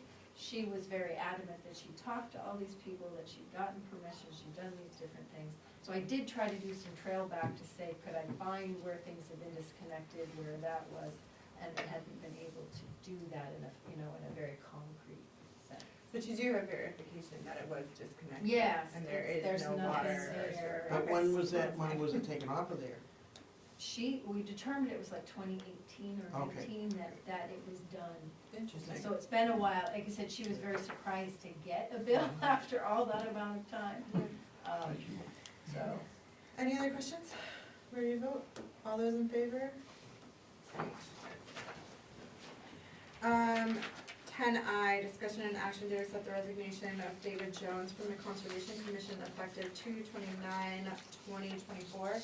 Didn't we just put him on? No, No. it was like a year, sorry, I think it was like a year ago. Okay. Yeah, it was like last, it was right before Anne left on her trip. Okay. It was like February. I'll make a motion that we accept the resignation of David Jones for the Conservation Commission. I'll second. Second. There's someone more. Any discussion? Just curious, was there any reason, because Conservation Committee Yeah, we met just recently, got right? We just full. had a meeting and That's- he came. Like I hadn't been able to reach him, because Anne was away for 9 months, Yeah. and he was the only other member. No, sorry, Nate Crooker was also on. And I couldn't get them to sort of respond to try to have a meeting. But then he came to this meeting. I think Anne really worked on trying to get everybody there, and then he stayed for a while, and then he said he was leaving, and we were like, okay, I don't know. Not impressed. Well, thank you. There was no big fight or anything, nothing dramatic. You never know, man. All right, all those in favor for accepting his resignation? Perfect. We're going to 10J, discussion and action to waive the bid process for the repairs needed to the pathway from December storm and award the bid to Cross Excavation with terms not to exceed $80,000 so the work can begin as soon as possible. This time, do you want to tell me? Now I have to speak. Yeah. This is one of the pieces left that we have not been able to repair yet. It just seems now that the weather's changing, we're trying to get the pathway open back up. We need to get this hole closed up. We did meet with Cross back in early January, right after the storm. Yep. To look at it and see. We've spoken to the DEP. We've talked to code enforcement about what is required. We got a few more things but I'd like to be able to move forward and start working on getting this hole closed up. Now is kind of I don't want to say the ideal time, but now is like a good time to start addressing this problem. This is reimbursed from FEMA, you mentioned? It will be reimbursed from FEMA, yes, and we'll cover the money, where we're gonna get the money Later. in the agenda here, but it could be up to a year before we receive the reimbursement back from FEMA. And we have over $200,000 of work that we need to start actually now. And work that we've already paid for as well is included in that figure. So if we can get this work started now, then we can get whatever we need from DEP for approvals. We have to get DigSafe approvals. We do have an estimate that we can move forward with, and the job, we believe, can be started within the next couple of weeks. So I keep getting calls from Paul, and we don't want to wait until June to start this work, so, because it does need to be done. So that's why Scott and I have talked about this, and we feel that this is the best time to get this work started. And of course, because of the cost, that's why we're asking you to waive the bid process.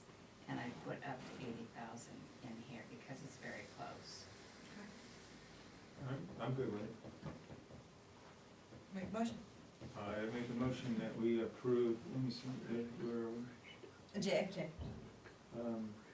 That we waive the bid process for the repairs needed on the pathway from the storm of December and award the bid to Cross Excavation with the terms not to exceed $80,000. One second. We'll raise it every time. Any comment? Yeah? No, I'm ready to vote. Oh, all those in favor? We're rolling there. Good. K, discussion and action to schedule special town meetings to appropriate money for December storm damages. So we either need to have a special town meeting to raise the money we need to do the repairs, or we're going to have to wait until June. My preference is to do it in a special town meeting, because I would much prefer to have the money appropriated and available before we spend it. The last meeting that, actually Scott was here when I had the last meeting with FEMA. We were doing his budget, and it could be up to a year. We still have another process to go through when they come here and they actually go on site and meet with the department heads and review all our paperwork. And so to date, we've spent approximately $64,000 that's been charged to the administration account to pay for salaries and wages, for the crews that had to work overtime, and for some smaller repairs as well. For the highway department for public works, I'm looking at approximately $100,000 that we need for 4 different projects to start right now, including the one we just talked about. Toby wasn't able to be here. He is quite sick. He had finally got in to see the doctor today at 4:30, and he said if he had to be here, and I said, no, I really don't think you need to be. He can barely talk. So, but I've gone over all of this. One of the jobs is the electrical job, which you did waive that bid process for that. But then that was the second one we got, and they came back, and like the first one, they've got the guy that would be doing it is out on medical leave now. So we went and got a third bid, which actually is a little bit lower. It's $42,500. So there's that job, and that's all of the electrical work that has to be replaced in the treatment plant. We also have a bid to replace the gate, which is $2,025, and the security gate operator needs to be replaced. That's $11,000. We have that bid, and there is a motor that needs to be replaced that is $1,435. So that's $59,900. So I rounded that up to $60,000. So I'm looking at $224,000 that we're gonna have to pay out before we get any money from FEMA. That is for the sewer plant, the Public Works Department, and money that's already been paid out. That's just the major things. We did submit reimbursement for over $300,000 because there's other minor things. But these things really, especially the sewer department, that has to be done. So Jess did work up 2 dates for having a special town meeting. One is April 29th or April 8th. They're both Mondays. Our challenge is a night of the week that this room isn't full. That's 2 or 3 months before June. It makes that big of a difference? I think it does, yes, because you can't spend money unless you have it to spend. It's not authorized to spend. Right. Yeah. Yeah, I just remember bringing them in, bringing the public in. I It's think that was a different situation. Yeah, Okay. I do. That was definitely a mistake. There are several towns that have already had their special town meetings to raise money for their storm damages. She's done hers already. But it's never good to spend that amount of money without authorization. It would be weird to go to town meeting in like the red, you know? Right, okay. We just did what we wanted. So the other 70 thousand that we're looking to get reimbursed to get to that 300 mark, do you think, that we'll need to raise it at the June meeting? Well, we would because, we're not gonna have the FEMA money by then.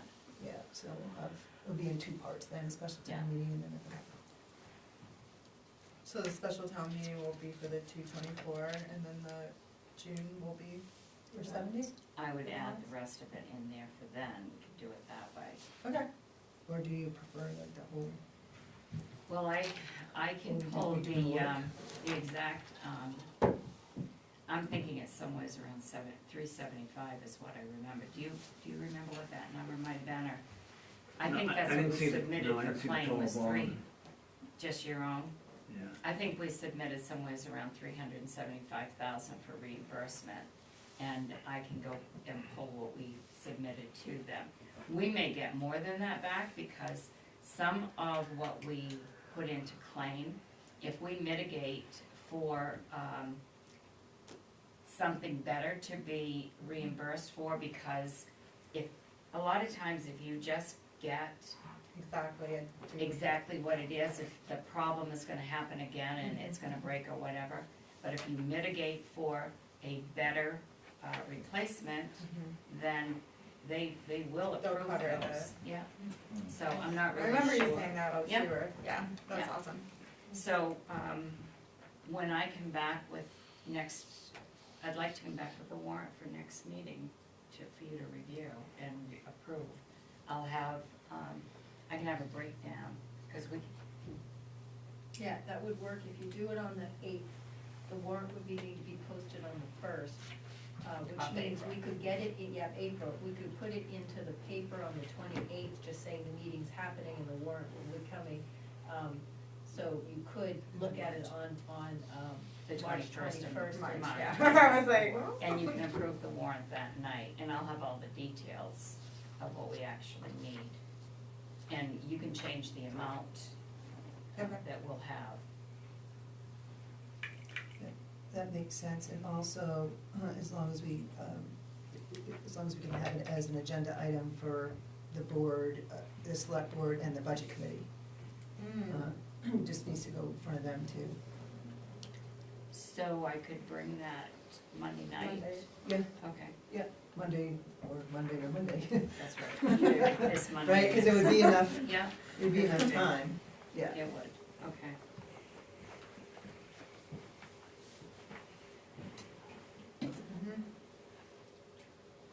It's Monday the 25th. No. Next Monday, the It would be I'll bring it to the budget committee either this Monday or next Monday, before our next meeting on the 21st. And then we'll have the verbiage to Yeah. move on to the next. Yeah, right. Okay, All right, we don't need to vote on that, right? Just gave you direction. right. Great.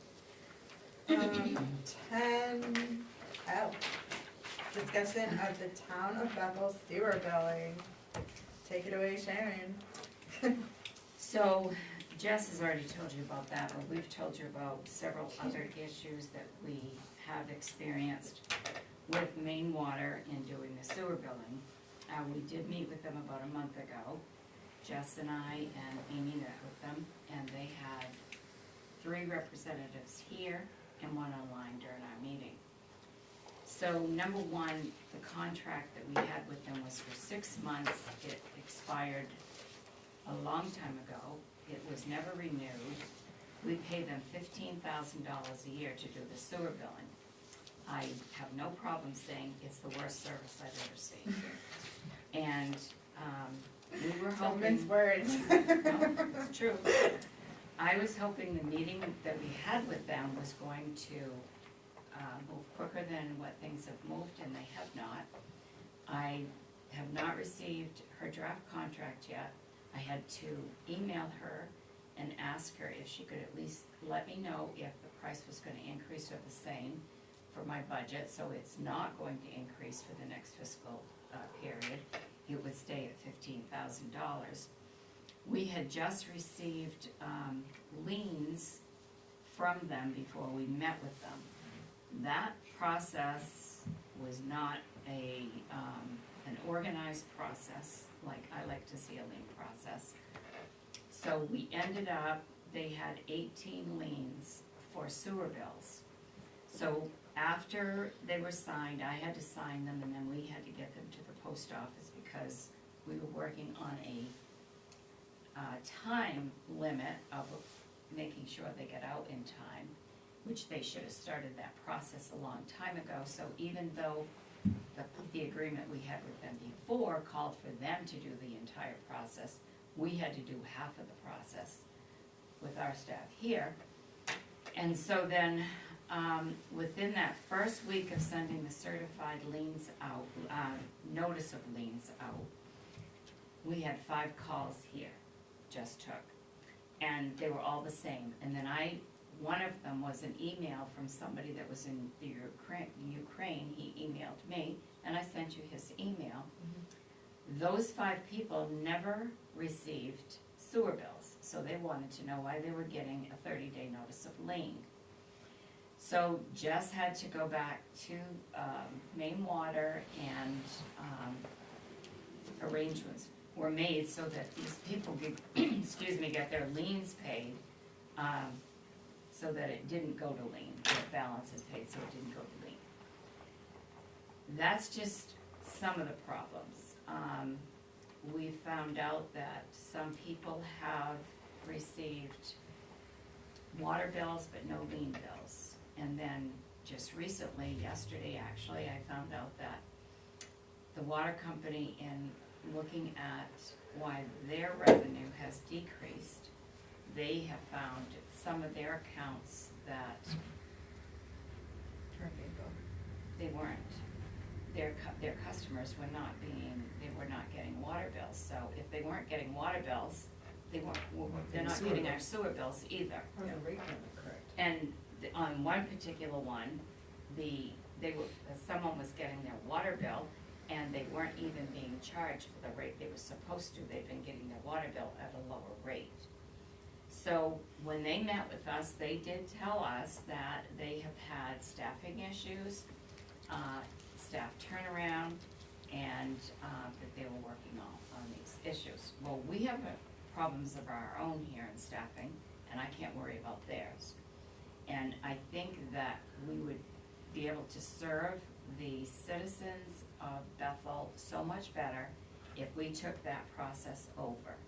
We can do the billing here right through our Trio system like it was done before. Once we have it all set up like it was done, I mean, the system is in place. We would just get the water rates, numbers from the water company to do our billing.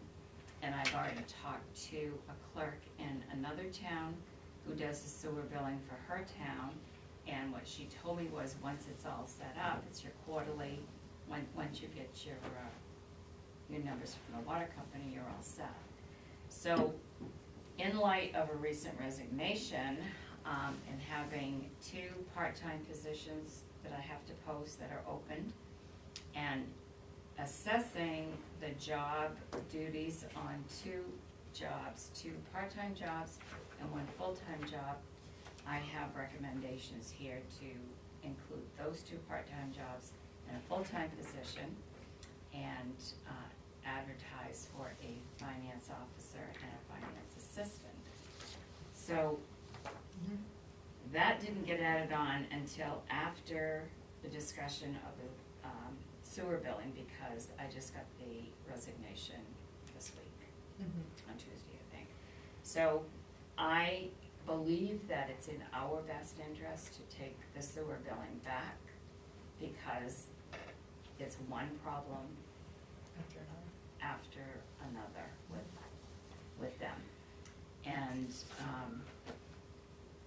the water company is having their own issue with the billing with Maine Water, and I just don't think we need to be included in that. The other question that they still have not gotten back to me, when we went to double bills, we were supposed to pay half of the clerical fees and all the fees with the water district. Our quarterly rates are still being billed the same, it's like, they're not charging us half. And so she said she'd check into that and still hasn't got back to me, and that's been at least, what, 4 weeks now? So what position would take over that responsibility? The new position I'm asking to be a full-time position. It would Just a be, clerk position, you mean? it would be called, the title of the job would be finance assistant. Oh, okay. And that position would be doing the sewer billing, HR, payroll, the 2 part-time positions that are the assistant to the assessing and the planning and the CEO. That would be one position, and it would be full-time. Oh, so you're gonna give that person what you have? Okay. Yes, that person would have, and that position would be under the town manager and the CEO, which those 2 part-times are under that now. And the cost for the sewer, the cost for the 2 part-time positions are almost equal to what the new position as a full-time would pay. In addition, we would have to pay the insurance. One of the main reasons to do that too is because the person leaving has been here 19 years, and the workload on that desk needs to be reduced. So the payroll would come off the finance officer's desk, all of the HR work is gonna come off the finance officer's desk, and it would go on to the finance assistant. Those 2 jobs are like positions and do the same work. There's no cross-training here. So the situation we have right now is no one's cross-trained to do accounts payable. Those 2 positions would be cross-trained to do accounts payable, HR, payroll. Just about 6 weeks ago, we started cross-training a staff member here to do payroll. That's a good thing we did. She'll be sitting with Amy for the next 2 bi-weekly payrolls to do payroll. But it's important that all jobs, especially some jobs like that, have cross-training. And that position would be in the codes room, in the spare desk there, which is where the assistant planning and assessing position sat anyway. And actually, those 2 jobs are mirrored exactly the way they are in 2 other towns right now. So you don't need any action on this item? We're gonna do action Right. and then? Okay. And I mean, I'll answer any questions you have. Anybody have any questions? Yeah, just a thought to be included. But I understand what you're going through. I think there needs to be some forensics done, and also kind of team up with the water district, because just taking the sewer billing might not solve all of our problems, although we would have control over the problems. Because the sewer bill is generated from the water bill. And I'm not sure that, like Lucian, I'm not sure if they get their readings locally. The readings may be done by Maine Rural Water. The readings are done, according to what I was told or understood, we pay for the readings from Bethel Water District. So the readings that the water district has to process their water bills, they send those readings to Maine Water, and they charge us, so Maine Water can do our bill, sewer bills, and they charge, and they always have. And so I called Scott Frazier and I said, can you tell me why you're charging the town of Bethel, I think it's $1,600 if I remember right in the budget, for Maine Water to use those same meters readings as you have to give him those readings anyway. And he said, well, we're looking at everything that they pay, that he has to pay, and he feels that, you know, we should have to pay our portion. I told him I disagree, and the reason I disagreed is because I can tell you another town whose water district does not charge the town to use their same water rates. Yeah, okay, and it's, well, we paid for it anyway, because they would give us, when it wasn't third-party billing, they sent us, their readings, and we had to pay personnel to Yeah. enter everything, so we were paying for it one way or another, but I really would like to get them to be very specific to you. Who is doing the readings? Yes, Okay. it comes from Bethel Water District, yes. But who- But is Lucian and those guys doing the readings, or is Maine Rural Water doing the readings? Because if they're doing the readings, we're still gonna have some bumps along the road. Yeah, And that's why I think there's a benefit to try to team up with the water districts, because I think, as all these things were coming to light, that they need to do a forensic. You know, I think we all just carte blanche gave our accounts. I don't think anybody, you know, checked to say that 41 Mason Street had been dead for 5 years. You know, how did it even get there? Because we just started this, December of 2022. yes.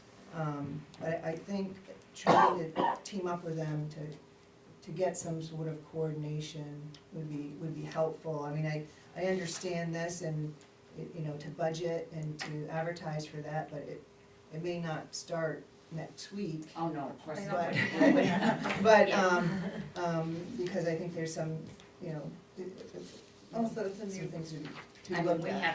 have to have somebody hired first and on staff, Mhm. before that process can even start. And, you know, we have to make sure that it's coordinated the right way and at the right time for the next billing cycle to come out. And that we have everything set up here to do that. So I have a question. In Trio, if this came to light and we were set up to do the sewer billing, what would it take to do the water billing? Is it just,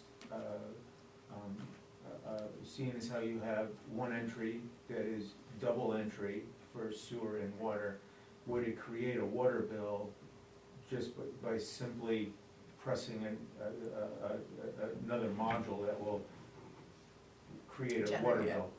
So I can't answer that question right now because I have not looked into that. There may be some towns who have Trio software just like we do, who actually have a water district and their sewer district, that's the town, and they generate both bills. That is a possibility, I can find out We about could that. potentially, because I would imagine that that the water department's having issues as we're having issues with the sewer bill. They are, If Trio could function as a system that did the billing without all these issues, the water department may be interested in, you know, doing something that is equitable for everyone. so what I would like to do, and I would say that would be something we can look at a longer term. What I would like to do first is bring the sewer billing back so that we can get set up and adjusted so that we're working the way we should be, and then have a conversation with the water district. Because they have a lot more customers, probably, I don't know how many customers they have, I've been told they have more customers than we do for the sewer. But I would want to see how all that works. I wouldn't want to take on a big problem machine until they fix their problems. So I think it's gonna be in tandem. I mean, I think conversations can happen. That's a great question, for efficiencies. I have to tell you, as a, being a patron of the water and the sewer, finally having one bill really works. But short of that, I think it'd be beneficial to open a dialogue with the water district.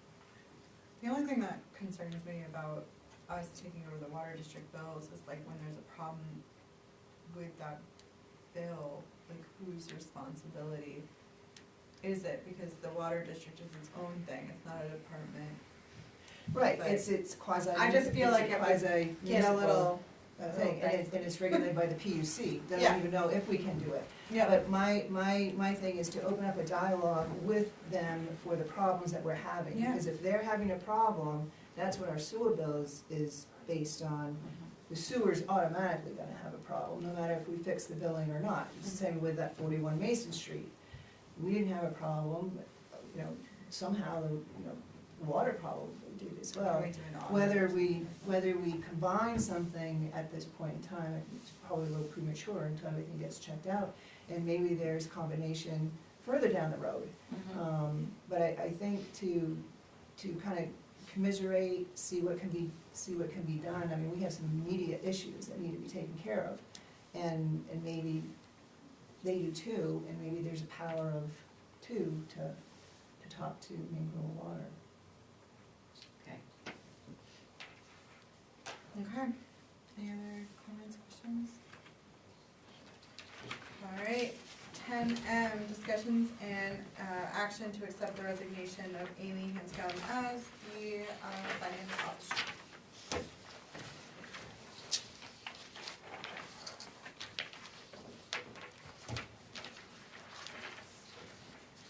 I'll make a motion to accept the resignation of Amy Hanscom as the finance officer, and just wanna say thank you to her for 19 years of service to I'll the second. community.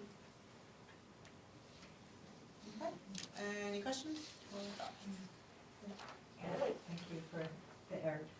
Hopefully we'll see her, of course, just. Maybe we'll see her again. Yeah. Okay, all those in favor?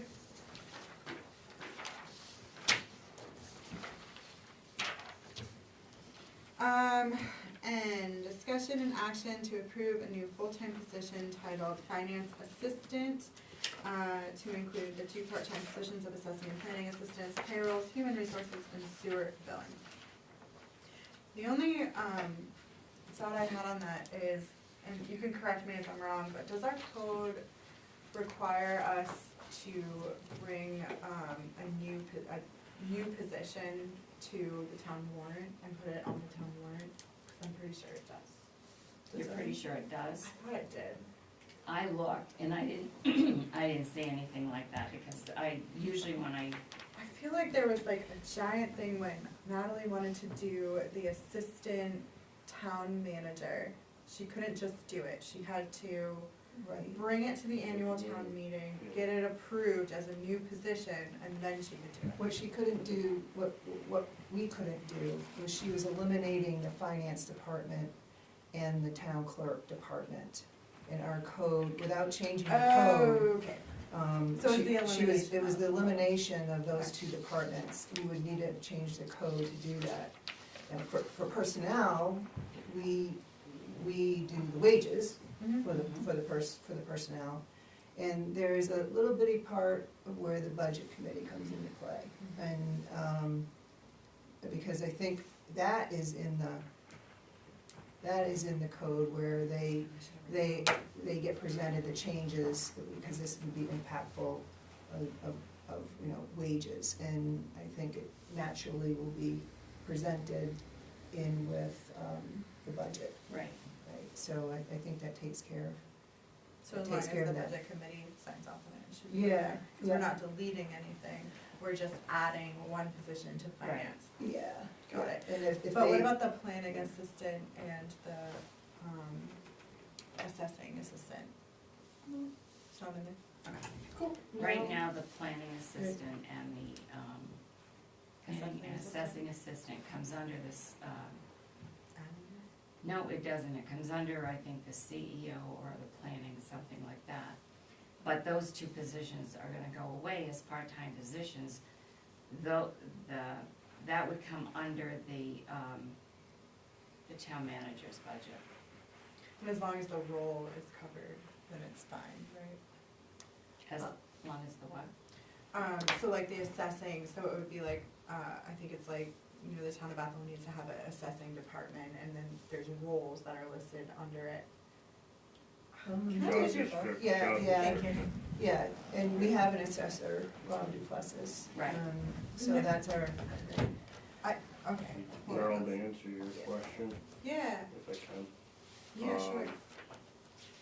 Under personnel costs, all the normal stuff falls under KM, but the budget committee shall be prohibited from formally Right. reviewing these expenditures within the budget with the exception of establishment of new positions Right, or right. programs and their associated personnel costs. right, so that's where my comment came from as far as presenting it, because it's a change of positions that, in theory, that has an I impact, think that's the only yes. thing, And that would be in the budget. So we don't need it. yeah, that's under 537. Yeah. budget And you consideration. would explain that, so they would be Yes. aware of that, so.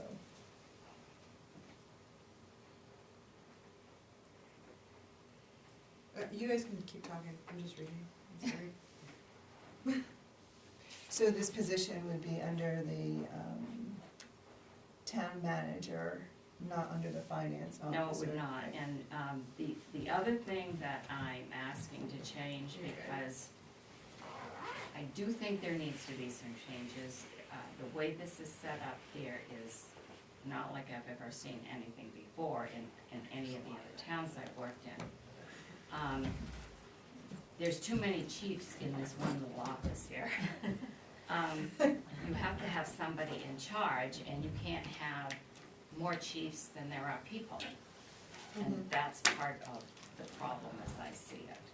So the finance officer is under the town manager now and would stay under the town manager. The finance officer is not going to supervise the finance clerk, the finance assistant. And I juggled with the different titles because every town has different titles, and you can have the same title, but the whole classification of what they do for jobs is different. So the finance officer and the finance assistant would be under the direction of the town manager. And there would be the role of doing what the planning and the assessing was in there. That would be under the direction of the CEO, who would work with those two positions, because that's how It works. it works, and it works good. But having I don't have to say it again. The other piece that I would change is, right now, the finance officer is salary, and I do not think that position should be salary. I think it should be non-exempt, and it should be hourly. You can't have salary people working nights, weekends, over 40 hours, when they are not. The manager's job is 24/7, I've always said that. But the rest of the staff are not 24/7. And the idea is that the positions should be able to get their jobs done in a 40-hour week. You can't expect somebody to be assigned a job that's gonna take them 60 hours a week to work. That's not fair to anybody. That's why I've taken these positions, put them in two different jobs, so that those two jobs can effectively do work in a 40-hour week. I know they'll work. They worked under me in two other towns. They currently work the same way in another town that I'm a selectman at. So if I didn't have experience in knowing that these two positions work side by side together, they're both cross-trained, so that if somebody leaves or somebody gets sick, you have somebody to do payroll. You have somebody that's already trained to do HR. That's an important piece. You have to have somebody that can set new employees up in the system and do all that work. So that's a piece that's really critical, is cross-training. The other two jobs in the front office will be tied together, just like the two that I'm asking you to change.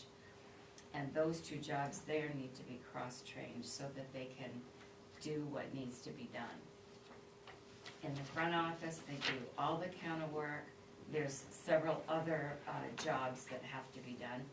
They will work directly under Jess as the town clerk. And there's very little change that needs to be done in the front. So when this is written up, should you not think about adding the fact that they will be hourly jobs, hourly paid? Should I? In other words, like you said, right now, the finance officer is salaried, Yes. but you want to change it to How are hourly. you gonna put it in the budget? How will I put it in the budget? It'll be hourly. Hourly. Okay, so that's what I'm saying, so Yes. it would have to be written in. No, it would be put in the budget as an hourly job, and the job Shaking out to description. about the same I mean- number as the salary? Yes, I mean, if someone's salary, you just figure out what their hourly Yeah, wage that's is, fine. and that's what it is, so it would be, in that position, the finance officer is basically going to be at the same rate of pay as the July 1st increase would have been. Mhm. This new position is gonna be a little bit higher, because you can't have somebody doing that kind of work, making the same wage that you have, clerical position in the front office. And I've looked at the other towns and where their wages are to see. I think that will work good here for you. You'll have your people cross-trained that needed to be cross-trained, so that, right now, we're gonna be in quite a bind, because we have staff that has to now Take on the. take on especially payroll and accounts payable, and those are two main jobs here. And I would not anticipate these jobs being filled within the next 30 days. So, there'll be a lot of doubling up here. And we'll look to, you're working on the job description, so there's clarity, because I just worry, not really worry, but just want to acknowledge that kind of the incompatibility a little bit of the type of work is being done, like one reporting sometimes to the code enforcement officer and then sometimes reporting to the town manager, but that can be taken care of in the job description. Yes, it Yeah, will, because yeah. like in the, and I've been working on them, and I've just had a few days to do this, and I had to go to the airport today for a 2.5-hour meeting, so that took my time away from finishing this. Priority. But the finance assistant, it's finance assistant, which is payroll, HR, sewer billing, assessing, planning, CEO assistant, that's a title. And then the finance officer is just that. The main responsibilities of the finance officer are listed in that job description, but they are also listed as backup in the next position. And it's in categories under payroll administration, benefit administration, and then the assistant with the planning and the assessing. And I can send you those as soon as I get those finished. Okay, thank you. And we'll just look at the numbers when we get to budget. Yes. Sweet. Okay. You want any action from us? No, as long as you tell me I can go ahead and do this, then I'll keep right on doing it. Yeah. It's just direction that we're not action. Okay, cool. Keep on doing it. Keep on saving us, Sharon.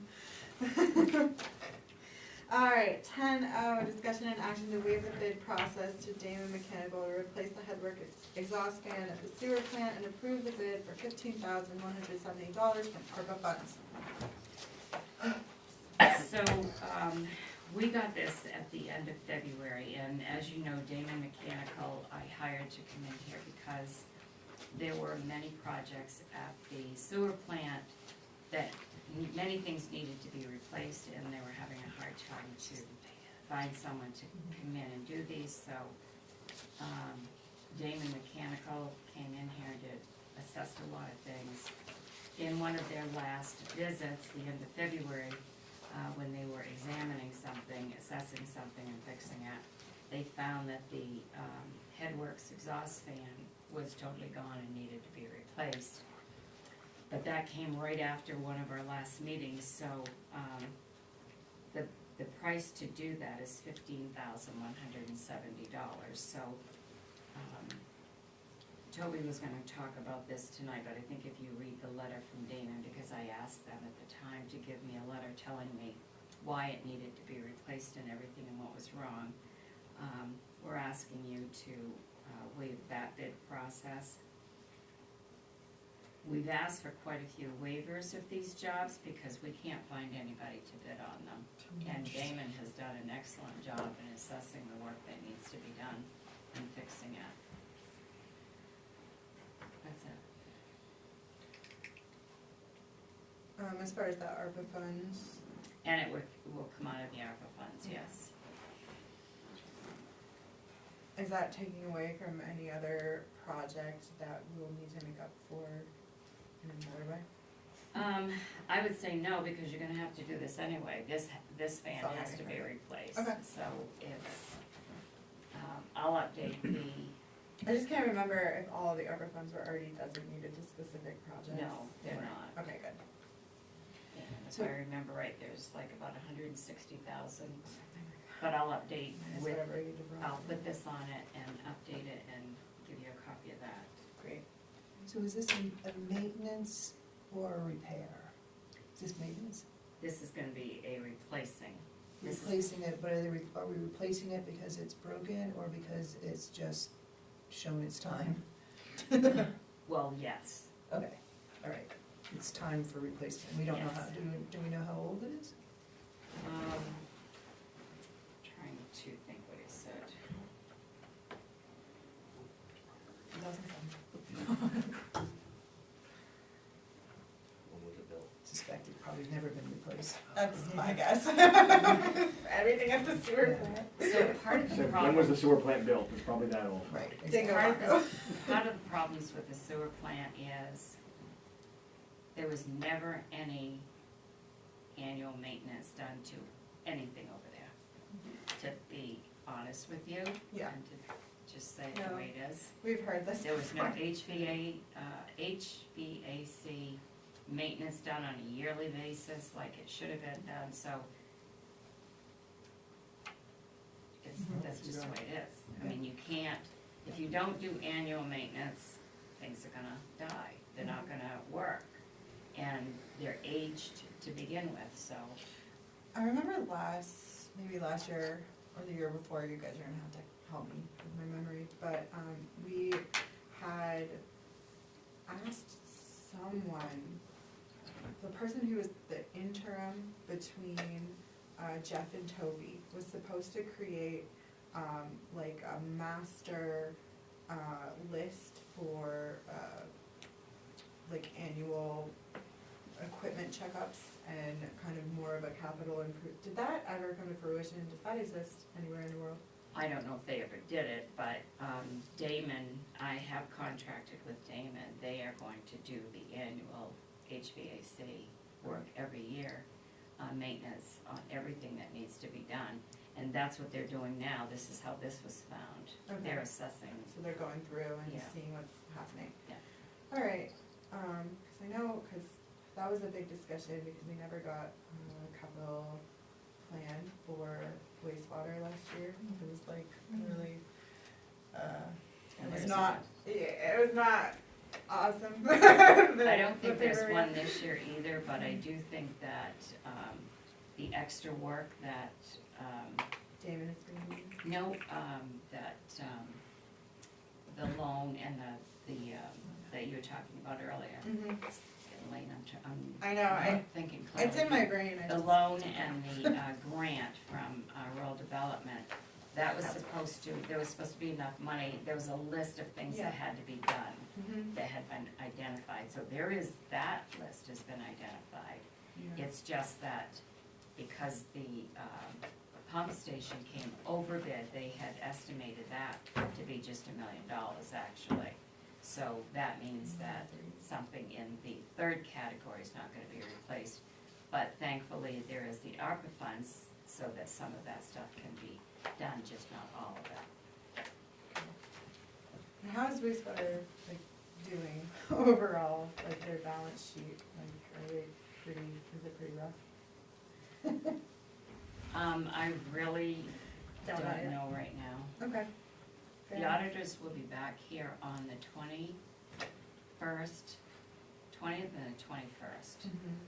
I'm just trying to like project like what, if there's gonna be rate changes that have to be made because of other repairs. Ron will be looking at that, because what he did tell us when he came initially after assessing a lot of things, he did tell us that the sewer district owed the town money. Yeah, well, So duh. they'll, his audit will be done before we get to do the sewer district budget, so Great. that'll be when Great. we'll have that, we'll have good information. I could never ask for. Okay, So we need to vote on this. yes, we do. Do you, I make motion that we, waive the bid process and have Damon Mechanical replace the Headworks exhaust fan at the sewer plant, and for the amount of $15,170 from the ARP fund. Second.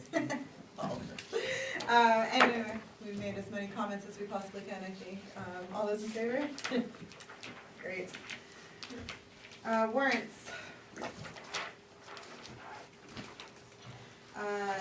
11A, action on the revised accounts payable warrant 2024-34 in the amount of $329,788.14. What's the revised? So the revised is because last meeting, you approved 329,778. And this one is 788. And remember, I said that there were problems with the Nutria web program. Yep. And what it was is Amy was not able to print the checks because there was something not working. And it took about a week for Trio to get that working. Mm-hmm. So Just a small discrepancy. the actual amount should be 329,788.14 instead of the 329,788, 778. 778, right. That we signed here. Okay. So what happens, to the 2024 2024-34, the one that we did at the last meeting? Does that sit in the records as void, or does it get destroyed and just replace it? How does that work? No, it's the same, it's really the same warrant, it just was rerun. I mean, it was the same checks and everything, but it just didn't print out right. So that's why, and there was one voided check in there as well. So you're revising the numbers, all you're doing. So the other one will just go away? Yes. Okay.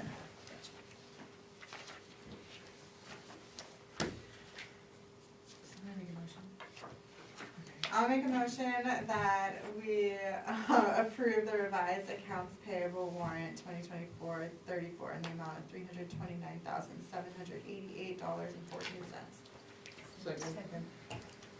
Any comment? All those in favor? Great. 11B, action on accounts payable warrant 2024-35 in the amount of $500,242.17.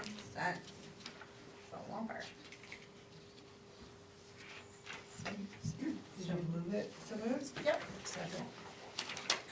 Did you hear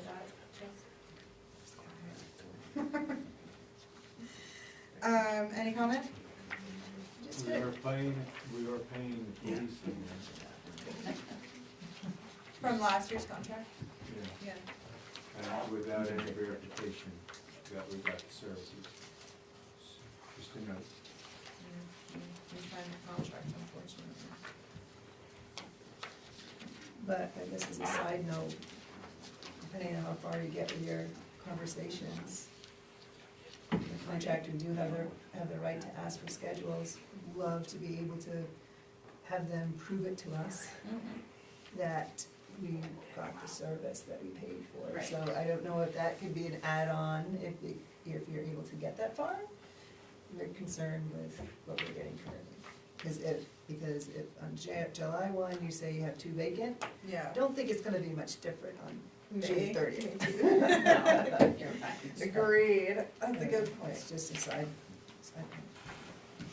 I do have a question on the warrant, and it can be deferred to, answer to next time if it's too involved, so I probably should have noticed for earlier, but the prepaids, how does the prepaid, work, So as tell me presented on the warrant? So, Tell me what page you're on. it's, page 8.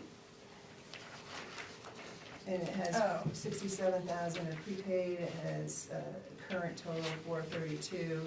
I didn't bring my calculator, is the prepaids included in the list that's here? Or, So the 432 and the 67 equal the 500,000, and that's all on this warrant here. okay, so the 67,000 worth of prepaids are all listed here? Yes. Okay, gotcha, thank you.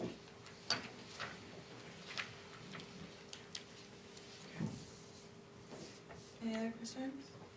I was just wondering, the general, this is the first light, it's on Page? page 5. Where it says the general government phone, that just seems a lot higher than the other phone bills, is it a different kind of? You wanna hear it? Yep. So, It is a little higher. it is higher because it's not just the general office here, it's a combination of every department. And I found that when I was putting the budget together, so First Light, we're paying the bill, that's internet, we're paying the bills here for every single department, which is gonna change because their budgets are now gonna be, for their internet's gonna be budgeted in their accounts, not in my account. And all of the charges that have been charged to the manager's account this fiscal year are gonna be reversed and they're gonna come out of their accounts. Look at you. So no, it's not $1,037 just for general administration, it is. It is every single It's every department, department in. except for emergency lines. Did I hear you say it was internet? Or Yes. I'm Yes. sorry? Yeah, okay, thank you. Interesting. And that is a monthly. That's the monthly bill.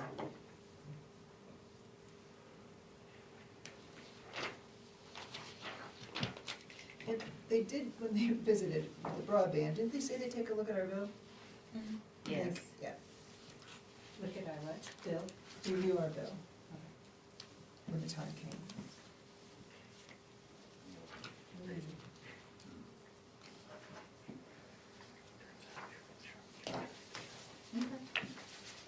All those in favor? Select board items? I have a couple there in my paper, but I know, I went to the FLBISD Committee meeting? committee meeting, and I also have been trying to educate myself on LD 2003, so I've been listening to like Megan Calling, and I did a webinar today. And then all of the, like the committee and talking about that, really, they keep coming back to your town should have a comprehensive plan. So I was just wondering. Oh, if that- Sarah, you leave Sharon alone. Like, is that something that we could work towards, because it may help us in making decisions on all these things. On anything? And yeah, Yeah.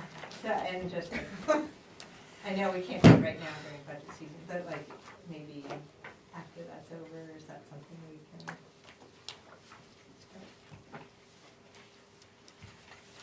I mean, I think we can always Yeah. look at it. I think we have some fires to take care of now. yeah. Most of the time, you wanna, the past ones, you have a program. You have somebody help facilitate it. Usually there's some money put aside that somebody can help you take you through the process.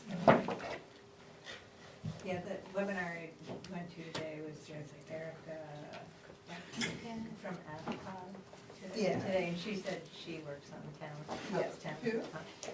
Her name was Erica, I don't know if she works for AdCom, but she said she helps towns with their comprehensive. AdCog helped on the last one here, and it helped during and such like that, so, I think we need to take care of some of the fires first that we have going on now, So, and then add it to the list maybe. so just let me Yeah, say it's on the that long list. working on a comprehensive plan, yours is old, it's back in the 90s. I worked in 2 other towns where we updated the comprehensive plan that was as old as yours. It took 2 years. We hired AvCog to come in. We're a member of AvCog, so we're not charged as much. And I recommend that if you decide to update your comprehensive plan, that you contact AvCog and have them work with you because they do all the mapping. They're an excellent organization to update it. But it's not something that just takes, a few weeks to do or a few months. Yeah. Both towns were over 2 years, it's a lot of work. You would have a committee of people, and that committee would work with, and usually the town manager, so maybe down the road when there's another town manager here. How dare you?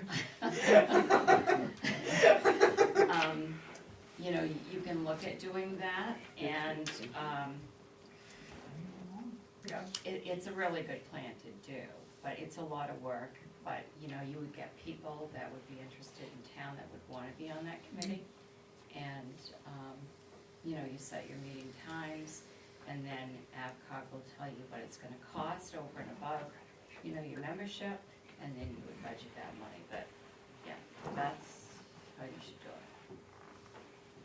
Yeah, I mean, it needs to happen, it's just Yeah. not super, super high on the Well, I priority think list. the Ethical Committee seemed, a little concerned about whatever the plan is, will it be in line with what's the town really needs? Oh. And in helping make the decision of how the Yeah. property. I mean, that's the whole reason the committee Yeah. exists. Right, is because I because think we they didn't don't wanna have- have done all the, and they have to, they're excellent, they are so on, I'm really the best. impressed with what they're doing and what the documents they've come up with. So I don't want them to feel like all that work was No one would. yeah, and that it's just gonna go get stuck somewhere and that we don't, I just feel like they have put a lot of time into it and that the final decision should be in line with what What the they- town needs or wants, Sure. not just some random decision. And that's what your goal is in a comprehensive plan, is making sure that all ties together. Mhm. Yeah, so it's not just the 5 of us having feelings. No, it's quite a thing, and then Yeah. Bethel took it a step further after they, there's, you can have small group conversations, there's public input, there's all that, it's a whole Yes. program, like Sharon said, and Bethel took it a step further, they even had a 2003 committee, which took the comprehensive plan, because oftentimes it just sits on a shelf, and actually implemented what was in there. There were some ordinance changes, there were some designations there, so that's the other piece too, once you have it, what are you gonna do with it? Yeah. So that's part 2. And it is pretty, in some places, kind of enmeshed in the code where it's like, oh, refer to the comprehensive plan, you're like, Yeah. Well, that's, the LG 2003 one says, that first Yeah. paragraph says that. that has more to, I think, to do, well, because comprehensive plans are technically for zoning. Yeah. And so that's why it has that kind of, I mean, it's also probably just a way to involve more people, I guess, in thinking about the town, so that's like a benefit, it just, in your. no, it would be awesome to have an updated one, for sure. I like direction personally.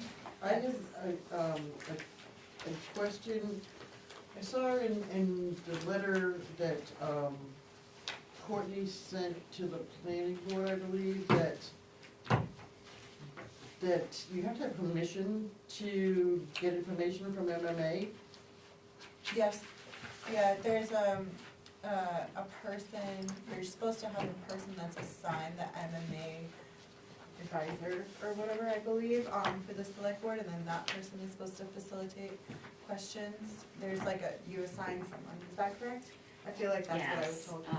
you can't I'm just, just making up, who knows? we're a member of the MMA, and there are certain people, anybody can go on MMA's website and look up any information you want. However, if you have a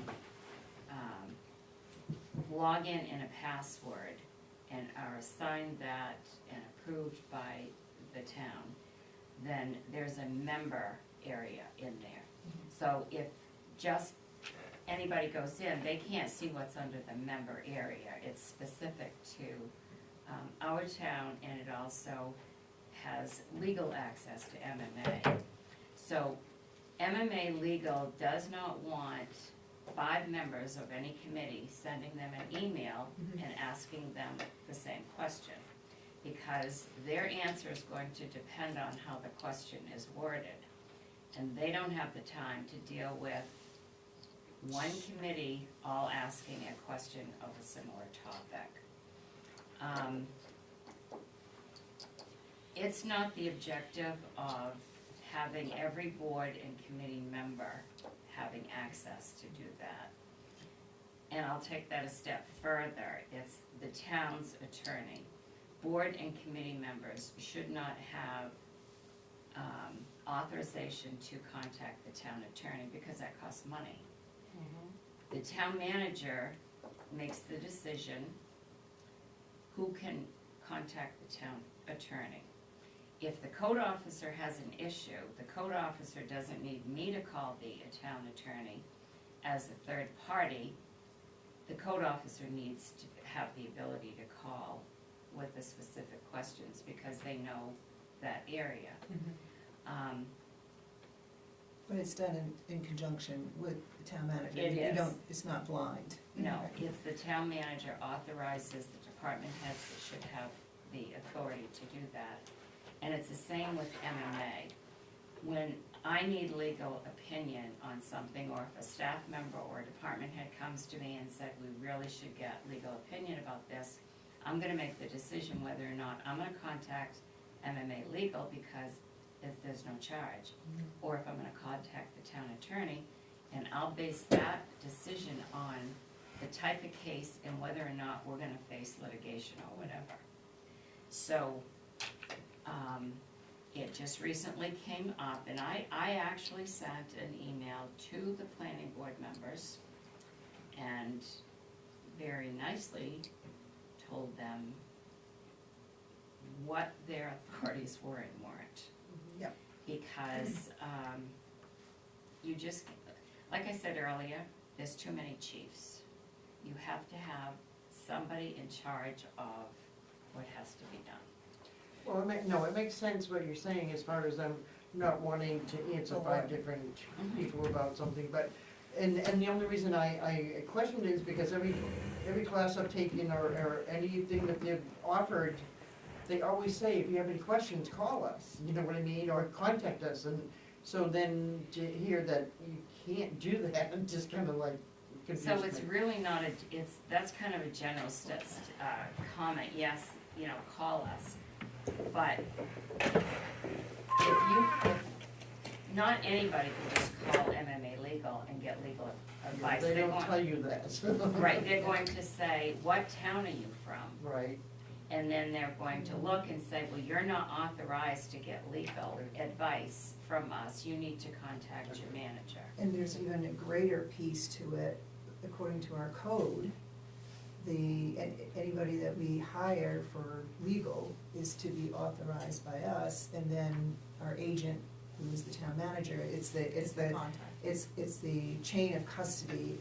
So then the town manager is the person who is responsible for that. She's okay with, having a code enforcement officer, she does it with that. So it's what the legislation is that we have to work with too, so that's kind of how the chain of custody Thank you. works. Okay. It was confusing. Anybody else? Can I ask, this may be a really silly question, but I was wondering, like, what do you all do with all your paperwork at the end of every meeting, and. I make a keep fire it- and my wood stove. You do, so, no, I literally been keeping everything, but it's like becoming overwhelming. It is. So I was just It wondering, definitely like, is. what should we? Important documents, I keep in a big binder at my house so I can refer back to them, like if we get a contract or something like Mhm. that. But as far as like people's, like, hearing information, that goes right in my fireplace. So we have a shredding service. They come monthly and pick up, it's a tall machine like this. So at the end of every meeting, if there's something that you don't wanna keep, just go in the front office and you can put it in the, It's a big garbage in. it's about this tall. Through Um, reversibles. Yeah. We do the same thing. They But the have that things I word. should keep are, I mean. It's up to like, you. It's for can your You own actually records, don't, yeah, I mean, I just, You can always ask for another copy. if you don't or wanna keep digital. anything you have, you can put it all in the shredder. We have every, No, it's online. Jess keeps, No, I know. it is all. I know, but I just. I just thinking, email like, it to I And don't it's know, in their like, when email you that say I 10 sent you. years from now, Yeah. you find it all 10 years from now online or not? I don't know. Well, Jess Well, has a ours have- copy of everything in the safe from every meeting anyway. She, Okay, it's so all that's good. organized She has a in hard all the copy. meetings. Yeah. Okay, Yeah. because I'm starting to like. That reminded me online, after the period, when we post the agendas for selectmen and such, they eventually go away. They don't, there are years, there's like the archived agendas and stuff, and I'm not sure if anybody is putting them, like all of last year's agendas and minutes, if those have been put into the archived file for last year. So there's something to check. I I know, that's Did good, I you- think that's Yeah. another one of those You things tend to that find we've things gotta from a long time get ago. assigned. Yeah. How do you do that? Like. I look on the website, Look on I have pretty good luck on the website, I think I was like, last time I did a real deep dive, it was with Ethel Bisbee, and I was back in 2017, but I was pulling minutes and seeing where it all went wrong. It's online, it's, you know, all your personal preference, if you want to, you know, if I wanna keep the history of the solid waste, or if I wanna keep the history of the budgets that we've worked with. You just. Yeah, I do the just- ones I care about. It's all, it's your personal preference.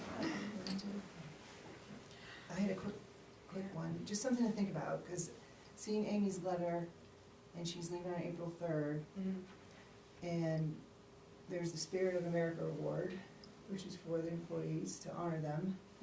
What if, instead of doing it at the town meeting, that we do like a little reception for the employees? Amy, Like, you know, that's the first Wednesday in April, right? What if we do a little reception before the meeting? Amy will be here and invite, it's just a thought. No, I that's don't have to really decide lovely. it now, Yeah. but, take pictures, bring food.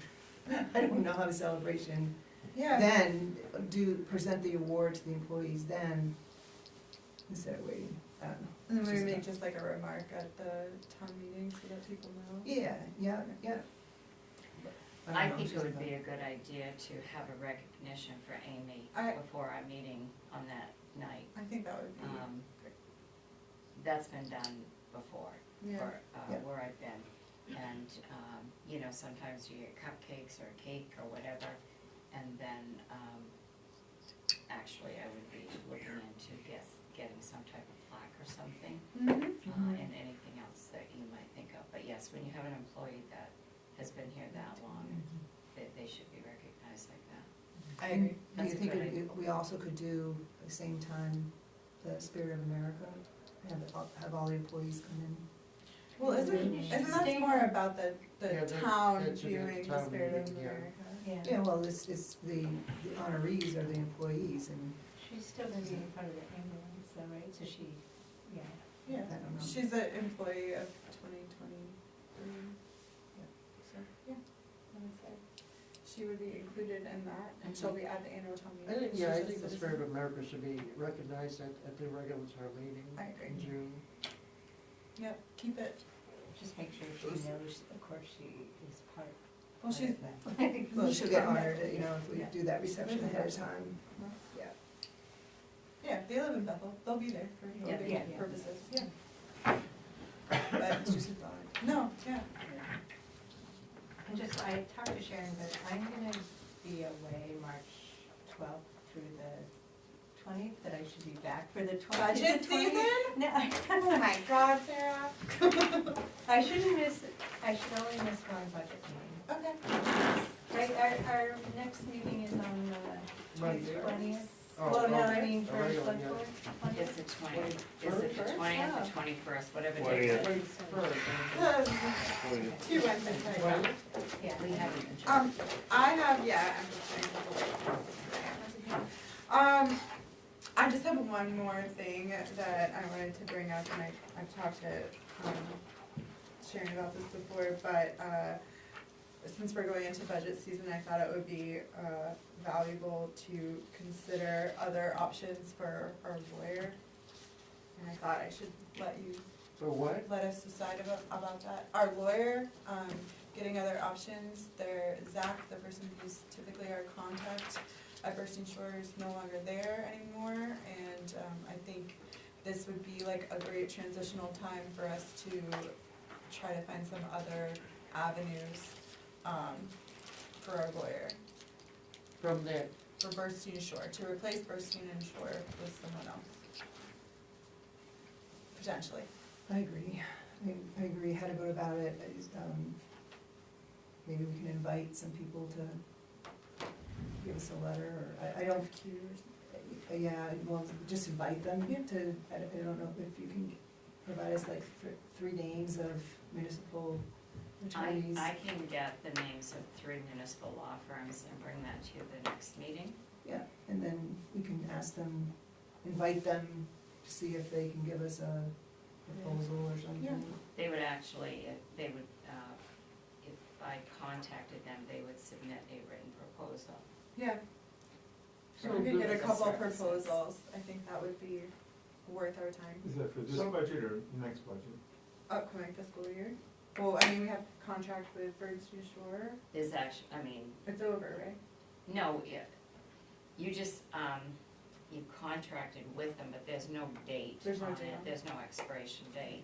If you decide you do not want to continue with them, then you just notify them that you're not going to use their services anymore. So that firm would not replace him for us? What? That- Would there be another lawyer? No, there is other lawyers there. I'm not super personally impressed by Birds to Shore, and I'd like to find other lawyers that focus on municipality law and can give us more feedback and can give us heads up when statute changes. I just think we But could is it do the that. agency or was it the lawyer? I'm sorry?